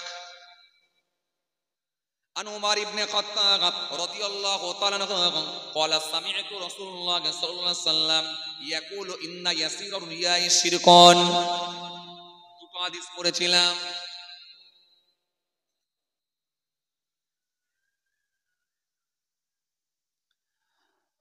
হযরত সাদ্দাদ ইবনে আউস থেকে বর্ণিত হাদিস, আল্লাহ নবী সুন্দর করে বললেন, নবী আমার সুন্দর করে জানালেন, লোক দেখানো কোন দান করা এটা হবে শিরক। লোক দেখানো কোন দান করা এটা হবে শিরক। আর সাদ্দাদ ইবনে আউস থেকে বর্ণিত হাদিস, আল্লাহ নবী সুন্দর করে বললেন, রিয়া দেখানো আমল করাটাও হলো শিরক। চলুন এবারে আপনাদের সামনে একটু মিলাই। আমাদের সমাজে কি এমন কোন যুবককে দেখতে পেয়েছেন সারা বছর জোহরের নামাজ পড়ে না, আর যখন কোনো মাইয়ের বাড়িতে যায়, জানাজার নামাজ পড়তে যায়, ওখানে কিন্তু জোহরের নামাজ মিস দেয় না? কথা বলে না কেন? সারা বছর জোহরের নামাজ পড়ে না, কিন্তু মাইয়ের বাড়িতে গেলে জোহরের নামাজ মিস দেয় না। সবাই যদি জোহরের নামাজ মসজিদে গিয়ে পড়ে আর আমি একা না পড়লে দেখতে খারাপ লাগে। এই জোহরের নামাজ কি আল্লাহর সন্তুষ্টির জন্য হলো নাকি না? লোক দেখানো ইবাদত করা,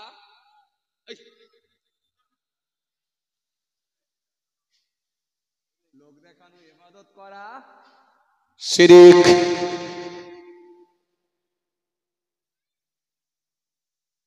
আচ্ছা, আমাদের সমাজে কি এমন কোন মানুষকে দেখেছেন আপনারা? আমাদের সমাজে কি এমন কি মানুষকে দেখেছেন ঈদের দিনে কাপড় বিতরণ করে 200টা কাপড় বিলি করছে, আর 50খানা ক্যামেরাকে লাগিয়ে দিয়ে 500টা ক্যামেরা ম্যানের সামনে বলছে, আজকে আমরা ক্লাব থেকে 500টা কাপড় বিতরণ করলাম, বিলি করলাম। যা করেছে তার থেকে বেশি প্রচার চালাচ্ছে।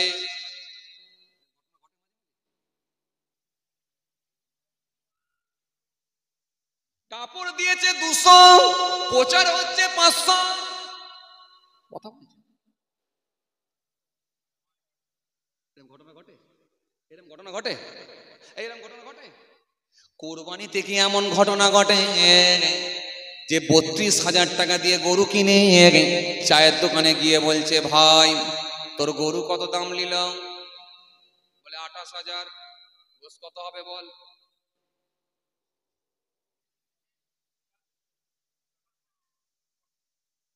কথা বলছেন না কেন?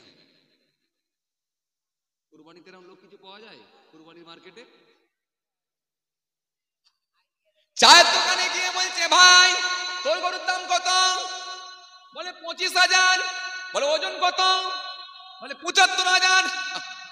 খুব বড় হবে না, আমার গরু নিয়ে 38,000, ওজন হবে 88 কিলো।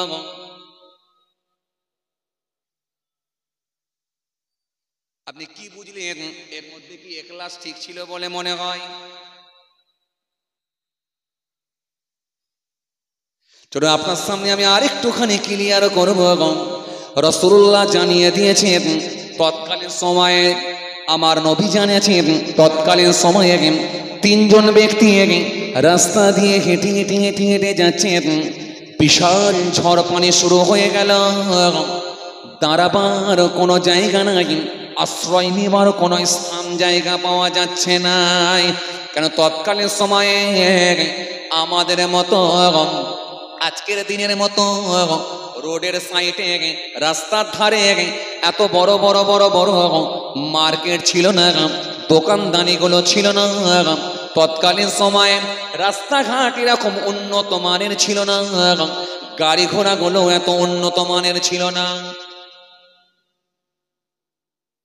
এক জায়গা থেকে আর এক জায়গা যাতায়াত করতে হলে, এক জায়গা থেকে আর এক জায়গা পাড়ি দিতে হলে বড় কষ্ট করে যেতে হতো, বড় কষ্ট করে যেতে হতো।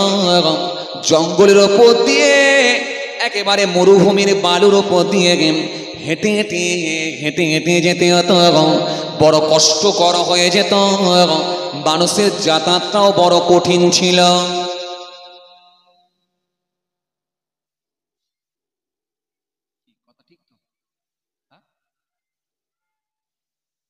তৎকালীন সময়ে নবী আমার সুন্দর করে জানালেন, তিনজন ব্যক্তি রাস্তা দিয়ে হেঁটে হেঁটে হেঁটে যাচ্ছেন। হঠাৎ করে দেখা যায় বিরাট ঝড় পানি শুরু হয়ে গেল। আজকের দিনে যদি ঝড় পানি হয়, রাস্তা দিয়ে যেতে যেতে যদি ঝড় পানি পান, কি করবেন? কারো দোকানের চালের নিচে গিয়ে, কারোর বাড়ির কানের নিচে গিয়ে, যেখানেও গিয়ে আপনাকে আশ্রয় নিতে হবে। ওই মানুষগুলো যখন হেঁটে হেঁটে যাচ্ছে, দেখতে পেল কোনো জায়গায় আশ্রয় নেবার জায়গা নাই। বিরাট বড় একটা পাহাড় দেখতে পেল, আর ওই পাহাড়ের নিচে একটা গর্ত, একটা পাহাড়ের নিচে গুহা দেখতে পেল। আশ্রয় নেবার জায়গা মনে করে তিন ব্যক্তি সেখানে গিয়ে আশ্রয় নিয়ে গুহার মধ্যে প্রবেশ করল।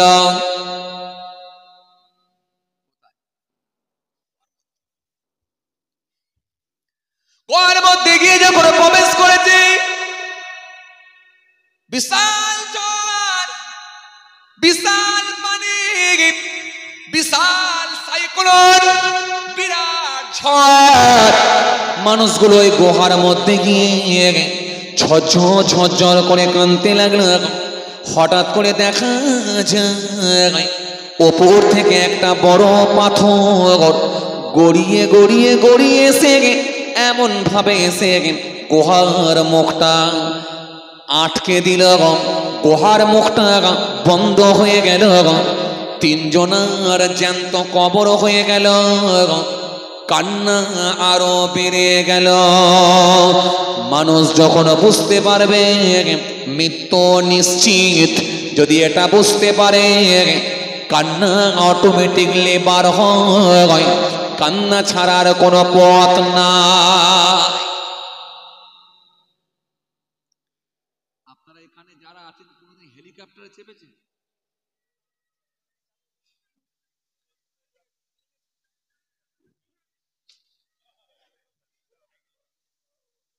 এই ভেতরে হেলিকপ্টারে চাপা লোক আছেন ভাই?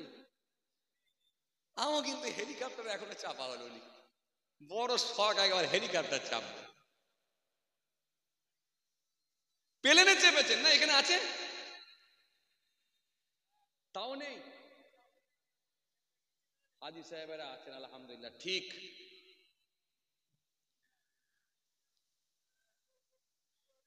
এখানে প্লেনে চাপা হাজি সাহেব আছে না পানি জাহাজের হাজি সাহেব আছে? ওরা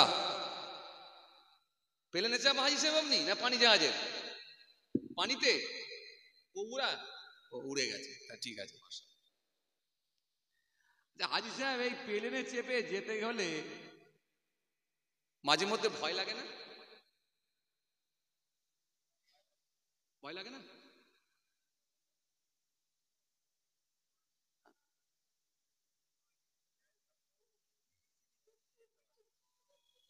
সর্বনাশ করেছে। এই সবার মন রাখতে গিয়ে বিপদে পড়ে যাচ্ছি ভাই।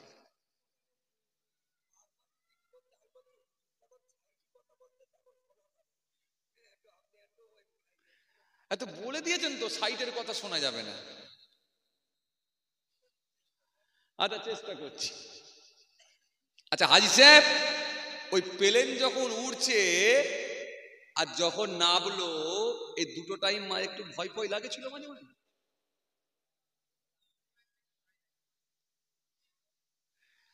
আবার মাঝে মধ্যে যখন দেখবেন মৌসুম খারাপ হয়, মাঝে মাঝে দেখবেন যখন মৌসুম খারাপ হয় ওখানে মাইক্রোফোনে যদি বলে দেয় মৌসুম খারাপ আছে, বেলগুলো ভালো করে টাইট করে বেঁধে নেন, ওই যারা ফ্লাইটে থাকে না অটোমেটিক শুরু হয়ে যায়। আবার যদি এই মৌসুম খারাপের জন্য যদি ফ্লাইটটা 2-4 বার ঝাঁকুনি মারে না, ঘপ করে নেমে গেল, আরে ব্যাস, ও মোটামুটি যে কজন ছিল না মুসলমান হলে কলেমা শরীফ দরুদ শরীফ পড়া শুরু করে দেয়, আর অন্য ধর্মের মানুষ হলে মোটামুটি কথা বলে না, মানে যে যা ধর্মের ডাকাডাকি শুরু করে দেয়। ওটা ফ্লাইটে থাকে, ফ্লাইটে খুব খতরনাক জিনিস, খুব ভালো খুব খারাপ, 2.5 ঘন্টায় আপনাকে পৌঁছে দেবে 3 দিনের রাস্তায়। কিন্তু যদি বিগড়ে যায়, গোলমাল হয়ে যায়, লাশটাও পাওয়া যায় না। এটা হচ্ছে ফ্লাইটের মৃত্যু। আল্লাহ আমাদের সকলকে হেফাজত করেন, জোরে বলুন আল্লাহুম্মা আমিন। তা আমি যেটা বুঝাতে চাইছিলাম, তো যদি বলে দেওয়া হয় মৌসুম খারাপ, ওয়েদার খারাপ, পরিস্থিতি ভালো নয়, আর ফ্লাইট যদি 2-4 বার ঝাঁকুনি মেরে দেয়, ও ডাকাটাকি শুরু করে দেয়, আর নাট যদি দুর্বল থাকে কান্নাকাটি শুরু করে দেয়, তো ওই মানুষগুলো যখন গুহার মধ্যে আছে, এত বৃষ্টি আর এত ঝড়, ও লোকগুলো ভেবে নিয়েছে যে মৃত্যু নিশ্চিত। আবার এরপরে যখন ওপর থেকে পাথর এসে, যখন বড় পাথর এসে যখন গুহার মুখটা এমন ভাবে জ্যাম করে দিয়েছে, তখন ভাবলো জ্যান্ত কবর হয়ে গেল, মওত নিশ্চিত। কান্না বাড়বে না কমবে? জোরে বলেন, কান্না বাড়বে না কমবে? 3 জন ব্যক্তি ঝরঝর করে কাঁদতে লাগলেন,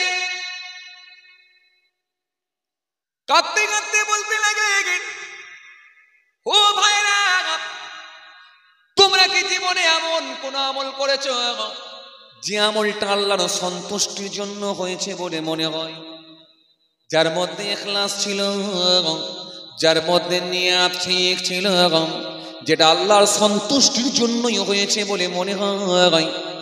এমন কি কোনো আমল তোমাদের ভেতরে আছে?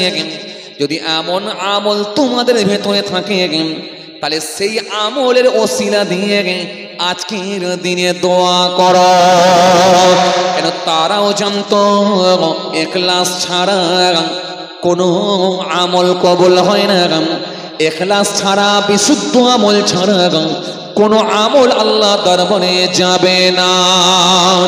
দান থাকবে, আল্লাহ ইচ্ছা করলে কেটে দিতে পারেন। খায়রাত থাকবে, আল্লাহ ইচ্ছা করলে কেটে দিতে পারেন। কুরবানি থাকবে, আল্লাহ ইচ্ছা করলে কেটে দিতে পারেন। যাকাত থাকবে, আল্লাহ ইচ্ছা করলে কেটে দিতে পারেন। আরে হজ থাকবে, আল্লাহ ইচ্ছা করলে কেটে দিতে পারেন।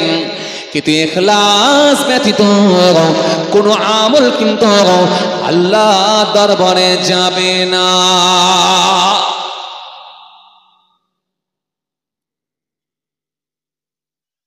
আমরা হাদিস থেকে প্রমাণ পেয়েছি তো, শহীদও আটকাবে, দাতাও আটকাবে, পেয়ে গেছি তো আমরা নাকি?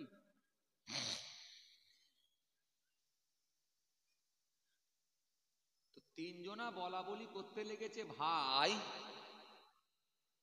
এমন কি জীবনের কোনো ভালো কাজ আছে যেটা আল্লাহর সন্তুষ্টির জন্যই হয়েছে বলে মনে হয়?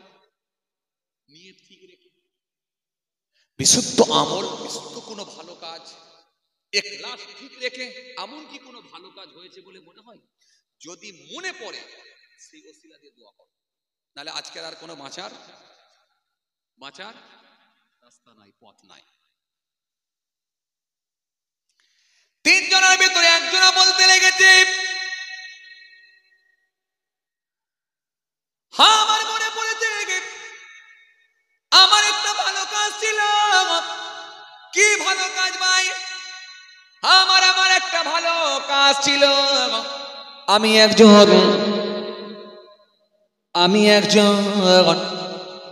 আমি মেষ চড়াতাম। আমি একজন গরিব মানুষ, আমি মেষ চড়াতাম, ছাগল চড়াতাম, আমি গরু চড়াতাম, ভেড়া চড়াতাম। সারাদিন ধরে চড়িয়ে আমি বাড়িতে ফিরতাম। সন্ধ্যার সময় এসে ওই গাভীর দুধ দহন করে একটু খাবার নিয়ে গিয়ে আমার বৃদ্ধ পিতাকে আগে দিতাম, তারপরে আমার সন্তানদেরকে দিতাম। এরকম আমার একটা কাজ আছে। কিন্তু একদিন মেষ চড়াতে চড়াতে, একদিন গাভী চড়াতে গিয়ে এমন ভাবে আমি দূরে পৌঁছে গিয়েছিলাম, বাড়িতে আসতে আমার লেট হয়ে গিয়েছিল। লেট হয়ে গেছিল, দেরি হয়ে গেল। বাড়িতে আসতে আমার লেট হয়ে গেল, দেরি হয়ে গেল। বাড়িতে এসে দেখলাম আমার বৃদ্ধ পিতা, আমার বৃদ্ধা মা, আমার বুড়ো বাপ আর বুড়ি মা ঘুমিয়ে পড়েছে। কিন্তু আমার একটা অভ্যাস ছিল, প্রত্যেক দিন আগে বাপ মাকে আগে খাবার দিতাম, তারপরে সন্তানদের মুখে দিতাম। কিন্তু বাপ মাকে না দিয়ে কোনোদিন আগে সন্তানদেরকে দিতাম না। এটা আমার অভ্যাস ছিল। এই নিয়তি আমি এই নিয়তি মা বাপকে আগে খাবার দিতাম। কিন্তু সেদিনে আমি বাড়িতে এসে দেখলাম আমার বৃদ্ধ পিতা, আমার বৃদ্ধা মা ঘুমিয়ে পড়েছে। সন্তানগুলো আমার কাছে এসে ঝরঝর করে ক্ষুধার যন্ত্রণায় কাঁদতে শুরু করেছে। ও আব্বা, খাবার দাও, সারাদিন ভোকা অবস্থায় আছে, খাবারের ব্যবস্থা করো। কিন্তু আমি সেদিনে কঠিন পরীক্ষার সম্মুখীন হলাম। সন্তানদেরকে আগে দেবো না আগে পিতা মাতাকে দেবো? সন্তানদেরকে যদি আগে দিই তাহলে আজকে কিন্তু মা বাপকে আগে দেওয়া হবে না। আর মা বাপকে যদি আগে দিয়ে তাহলে ঘুম থেকে তুলতে হবে। এখনই যদি ঘুম থেকে তুলে দিয়ে হতে পারে আমার পিতা মাতার বড় কষ্ট হয়ে যেতে পারে, বড় চাপের মধ্যে আমি পড়ে গেলাম। বড় টেনশনের মধ্যে পড়ে গেল, আমি কি করব, কি সিদ্ধান্ত নেব। শেষে আমি সিদ্ধান্ত নিলাম আমার পিতা মাতাকে আগে খাওয়াবো। যেহেতু আমি সন্তানদেরকে আগে খাওয়াই না, আজকেও কিন্তু পিতা মাতাকে আগে খাবার দেব। সন্তানগুলোকে আমি কান্না করা সত্ত্বেও বিছানায় শুইয়ে দিলাম। আমি আমার বৃদ্ধ পিতা মাতাকে তুলবো কি তুলবো না, বড় টেনশনের মধ্যে পড়ে গেলাম। আমি চিন্তা করে দেখলাম পিতা মাতাকে আর ঘুম থেকে তুলবো না। খাবারটা মাথার গোড়ায় নিয়ে দাঁড়িয়ে থাকি। মাঝরাতে যখন আমার পিতা মাতা ঘুম ভেঙে যাবে, খাবারটা আমি পৌঁছে দেব। আর আমার পিতা মাতা যদি আগে খায় তারপরে সন্তান খাবে, না হলে কিন্তু আজকে সন্তানও পাবে না। যেহেতু পিতা মাতাও পাবে না, পাচ্ছে না, সন্তানকেও খেতে দেব না। সন্তানগুলোর কান্না আমি কোনো শুনলাম না, বিছানায় শুইয়ে দিলাম। আমি ওই খাবারখানা নিয়ে, ওই পাত্রটা নিয়ে আব্বা মায়ের মাথার গোড়ায় দাঁড়িয়ে আছি। যতক্ষণ না ঘুম থেকে ওঠে এই খাবার কিন্তু আগে কাউকে দেব না, আগে পিতা মাতাকেই দেব।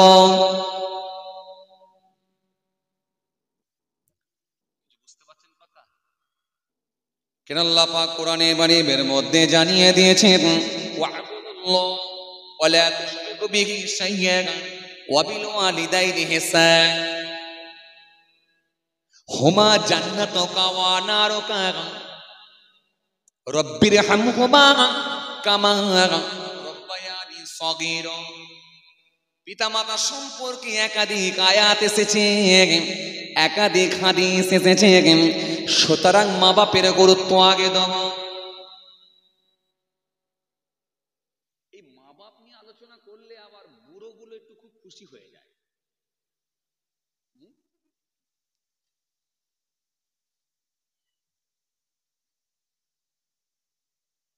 আর ছেলেগুলোর মন খারাপ হয়ে যায়। মাঝে মাঝে খবর আসে, হুজুর সবসময় আপনারা মা বাপ নিয়ে বলেন, একটু ছেলেদের নিয়ে বললেন না। শোনেন, একদিক দিয়ে যেমন আমরা বুড়ো বুড়িদের কথা বেশি বলে যাক, বুড়োদেরকে মার খাওয়ার হাত থেকে একটু বাঁচাবার চেষ্টা চালিয়ে দিই, কিন্তু অপর দিক দিয়ে কিন্তু আল্লাহর আইনে কিন্তু বুড়ো বুড়ি ধরা পড়ে যায়। বলবেন কেন?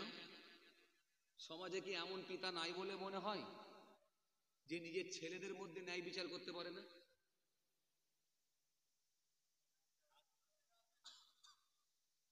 কথা বলছেন না কেন? হ্যাঁ, নেই? সমাজে এমন পিতা আছে যে নিজের ছেলেদের ভেতর ন্যায় বিচার করতে পারে না। যে ছেলেটার দেখবেন রাজ ক্ষমতার সঙ্গে যুক্ত এবং তার গুরুত্ব আলাদা দেয়। যে ছেলেটা ইনকাম বেশি করে তার গুরুত্ব আলাদা দেয়। যে ছেলেটার ইনকাম কম তাকে জমি জায়গার ভাগ কমিয়ে দেয়।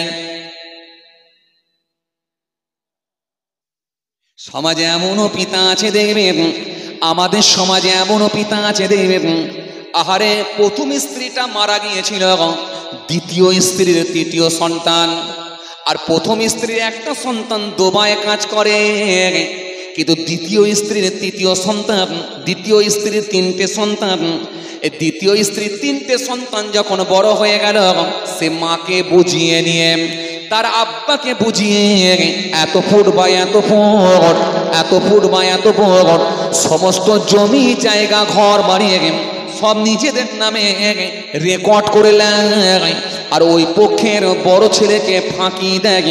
সমাজে এমন পিতা আছে না নাই?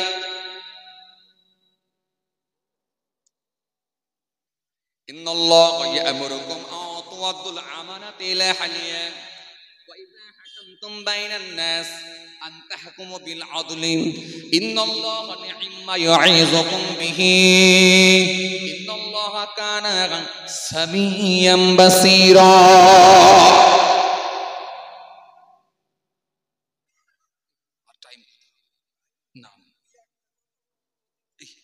টাইম ছেড়ে চলে যাচ্ছে, আবার বলে কালেকশন।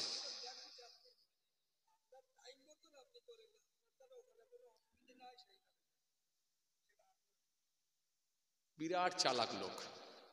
10টায় টাইম ছিল, 10টা 15 হয়ে গেছে, বলছে আপনার টাইমের মধ্যেই দেখেন। ও ঘড়ি দেখেন, তাহলে ঠিক আছে, তাহলে ঠিক আছে, ঘড়ি দেখেন, দেখেন কটা বাজে, দেখেন দেখি না, আমার ঘড়িতে ভুলও হতে পারে, 10টা পার হয়ে গেছে মনে হয়, দেখেন দেখি। আলোচনার বিষয়বস্তু কি ছিল ভাই? সব আমল কিন্তু যাচ্ছে না। এইটা বলতে গিয়ে আপনাদের সামনে চলে এসেছিলাম কোথায়? পাথরের মুখ, পাথর গুহার মুখ বন্ধ করে দিয়েছে, আটকে দিয়েছে। এখন ইখলাসের সাথে কোনো আমল আছে কিনা? লোকটি তখন বলতে লেগেছে জীবনে একটা ভালো কাজ আছে। এই কথা বলতে গিয়ে যেমন পিতামাতার গুরুত্ব বাড়ানো হয়েছে, অনুরূপ ভাবে একটু কাজ দিয়ে দিলাম। অনেক পিতামাতাও কিন্তু ধরা খাবে, যেহেতু ধরা খাওয়ারই ওয়াজ চলছে আজকে, ধরা খাওয়ারই ওয়াজ চলছে, একটু খালি টাচ দিয়ে দিলাম। আমি এই আয়াতটার ব্যাখ্যা করতে পারলাম না। ইন্নাল্লাহা ইয়া'মুরুকুম আন তু'আদ্দুল আমানাতি ইলা আহলিহা ওয়া ইযা হাকামতুম বাইনান নাস আন তাহকুমু বিল আদলি ইন্নাল্লাহা নি'ম্মা ইয়া'iযুকুম বিহি ইন্নাল্লাহা কানা সামিয়্যাম বাসীরা। এই আয়াতটা যদি ব্যাখ্যা করতাম না, অর্থ করতাম, আরো ক্লিয়ার হয়ে যেত না। ওয়াজ তো এখনো শেষ করতে পারিনি, আবার তার আগে বলছে হুজুর কালেকশন করতে হবে। তাহলে সব ছেড়ে দিলাম, এখানে পর্যন্ত স্টপ হয়ে গেল।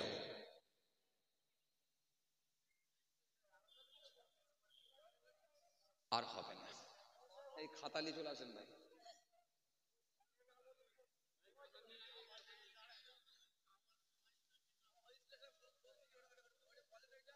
আবার অন্য দিনে হবে, আবার আল্লাহ করলে। এই না ভাই, আবার অন্য দিনে সব একসঙ্গে করবো বললে হয়? আবার লেখালেখি। পরের হুজুরকে দিয়ে করতে পারতে আরামের সঙ্গে হতো, ইতমিনানের সঙ্গে হতো। ইও বলছে ইউটিউবার তো নাকি ইউটিউবার নয় ও এই চেহারা ফেসটা ইউটিউবার ভাবছিল আমি বললাম ইউটিউবার নাকি ইউটিউবার হলে আমার দলে থাকবো না ও কমিটির দলে চলে যাচ্ছে যে মাশাআল্লাহ মাশাআল্লাহ মাশাআল্লাহ খুব ভালো লেগেছে আলহামদুলিল্লাহ কি বলছিলাম ভাই আসেন 5,000 টাকা দান করতে পারেননি 500 টাকা দান করতে পারেননি 50 টাকা দান করতে পারেননি 5টা টাকা দিয়েছেন একটু নিয়ত ঠিক রাখেন আল্লাহ 5টা টাকা দান করছি আল্লাহ যাকে দিচ্ছি সে জানে আর আমি জানি আর একজনই জানে যাকে লুকানো যাবে না ইন্নাল্লাহ কানা সামিয়াম বাসীরা তিনাকে তো লুকানো যায় না যিনি সবকিছু শোনেন এবং দেখেন ও মালিক এই 5টা টাকা দান তুমি কবুল করো যদি বিশ্বাস করেন আপনার নিয়ত ইখলাস যদি ঠিক থাকে 100% ভরসা রাখেন ইনশাআল্লাহ ওই আমলটা যদি আল্লাহর কাছে পছন্দ হয়ে যায় হতে পারে ওটাই আপনার নাজাতের ওসিলা হতে পারে চলেন ভুল বুঝবেন না ব্যতিক্রম যদি আল্লাহ কাউকে দয়া করে জান্নাত দেন আলাদা কথা সেটা ভিন্ন কথা আলাদা কথা কিন্তু যদি আমার আল্লাহ বলেন ইখলাস ছাড়া আমি কোনো আমল কবুল করব না তাহলে কিন্তু বহু মানুষ ধরা খেয়ে যাবে বহু মানুষ কিন্তু ধরা খেয়ে যাবে এই কথা বলতে গিয়ে আমি আপনাদের সামনে বলছিলাম ওহার মুখটা বন্ধ হয়ে গিয়েছিল বন্ধ হয়ে গেছে সেই সময় ওই যুবকটি বলতে লেগেছে ওই জঙ্গলের ভেতর থেকে যখন আমি ফিরে এলাম আমার বৃদ্ধ পিতা মাতা ঘুমিয়ে পড়েছিলেন সেই সময় আমি আমার সন্তানদেরকে না খেতে দিয়ে আগে আমার বৃদ্ধ পিতা মাতার সামনে গিয়েছিলাম গিয়ে বলেছিলাম আমার আব্বা মা ঘুম থেকে উঠলে আগে আমি আব্বা মায়ের মুখে খাবার দেব তারপরে সন্তানদেরকে দেব কিন্তু গভীর রাত্রিতে আমার মায়ের ঘুমটা ভেঙে গেল মায়ের ঘুমটা যখন ভেঙে গিয়েছিল আমি ওই খাবারটা নিয়ে দাঁড়িয়েছিলাম মা চোখ ভরা পানি বুক ভরা বেদনা নিয়ে বলেছিল বেটা নিজে না খেয়ে সন্তানদেরকে না খাইয়ে আগে আমাদের জন্য খাবার দিচ্ছ আল্লাহ তোমাকে কবুল করে নিয়ে তোমার জবানের দোয়াটা আল্লাহ দরবারে কবুল হয়ে যাক মা আমার জন্য দোয়া করেছিল ও আমার মালিক যদি এটার ভেতরে আমার ইখলাস ঠিক থেকে থাকে আর এই কাজটা যদি তোমার কাছে পছন্দ হয়ে থাকে এটা যদি তোমাকে ভালো লেগে থাকে ও আমার আল্লাহ আজকের দিনে এই আমলকে কবুল করে নিয়ে এই গুহার মুখ থেকে পাথরখানা তুমি সরিয়ে দাও বলার সঙ্গে সঙ্গে দেখা যায় আল্লাহর কুদরতি ক্ষমতা ওই গুহার মুখ থেকে পাথরের কিছুটা ওই পাথরখানা গুহার মুখ থেকে কিছুটা সরে গেল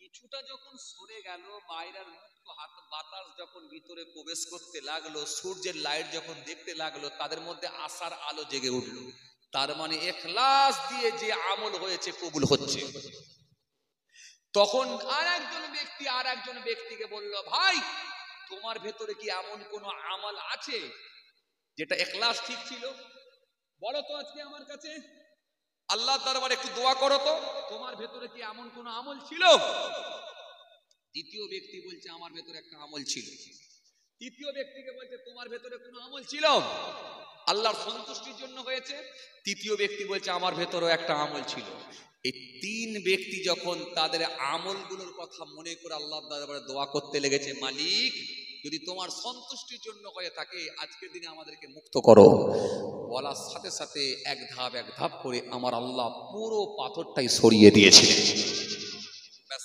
ছোট করে দিলাম দ্বিতীয় ব্যক্তির কি দোয়া ছিল আর তৃতীয় ব্যক্তির কি দোয়া ছিল ওটা আজকে দিন আর বললাম না ছেড়ে দিলাম আবার আল্লাহ যদি কোনোদিন মৌকা দেয় ইনশাআল্লাহ এর আলোচনা খাতা ধরেন মাশাআল্লাহ আলহামদুলিল্লাহ অসমাপ্ত বক্তব্যকে সমাপ্তির দিকে আগিয়ে দিলাম চাঁদা তুলবেন তো একটু আগে এসে বলেন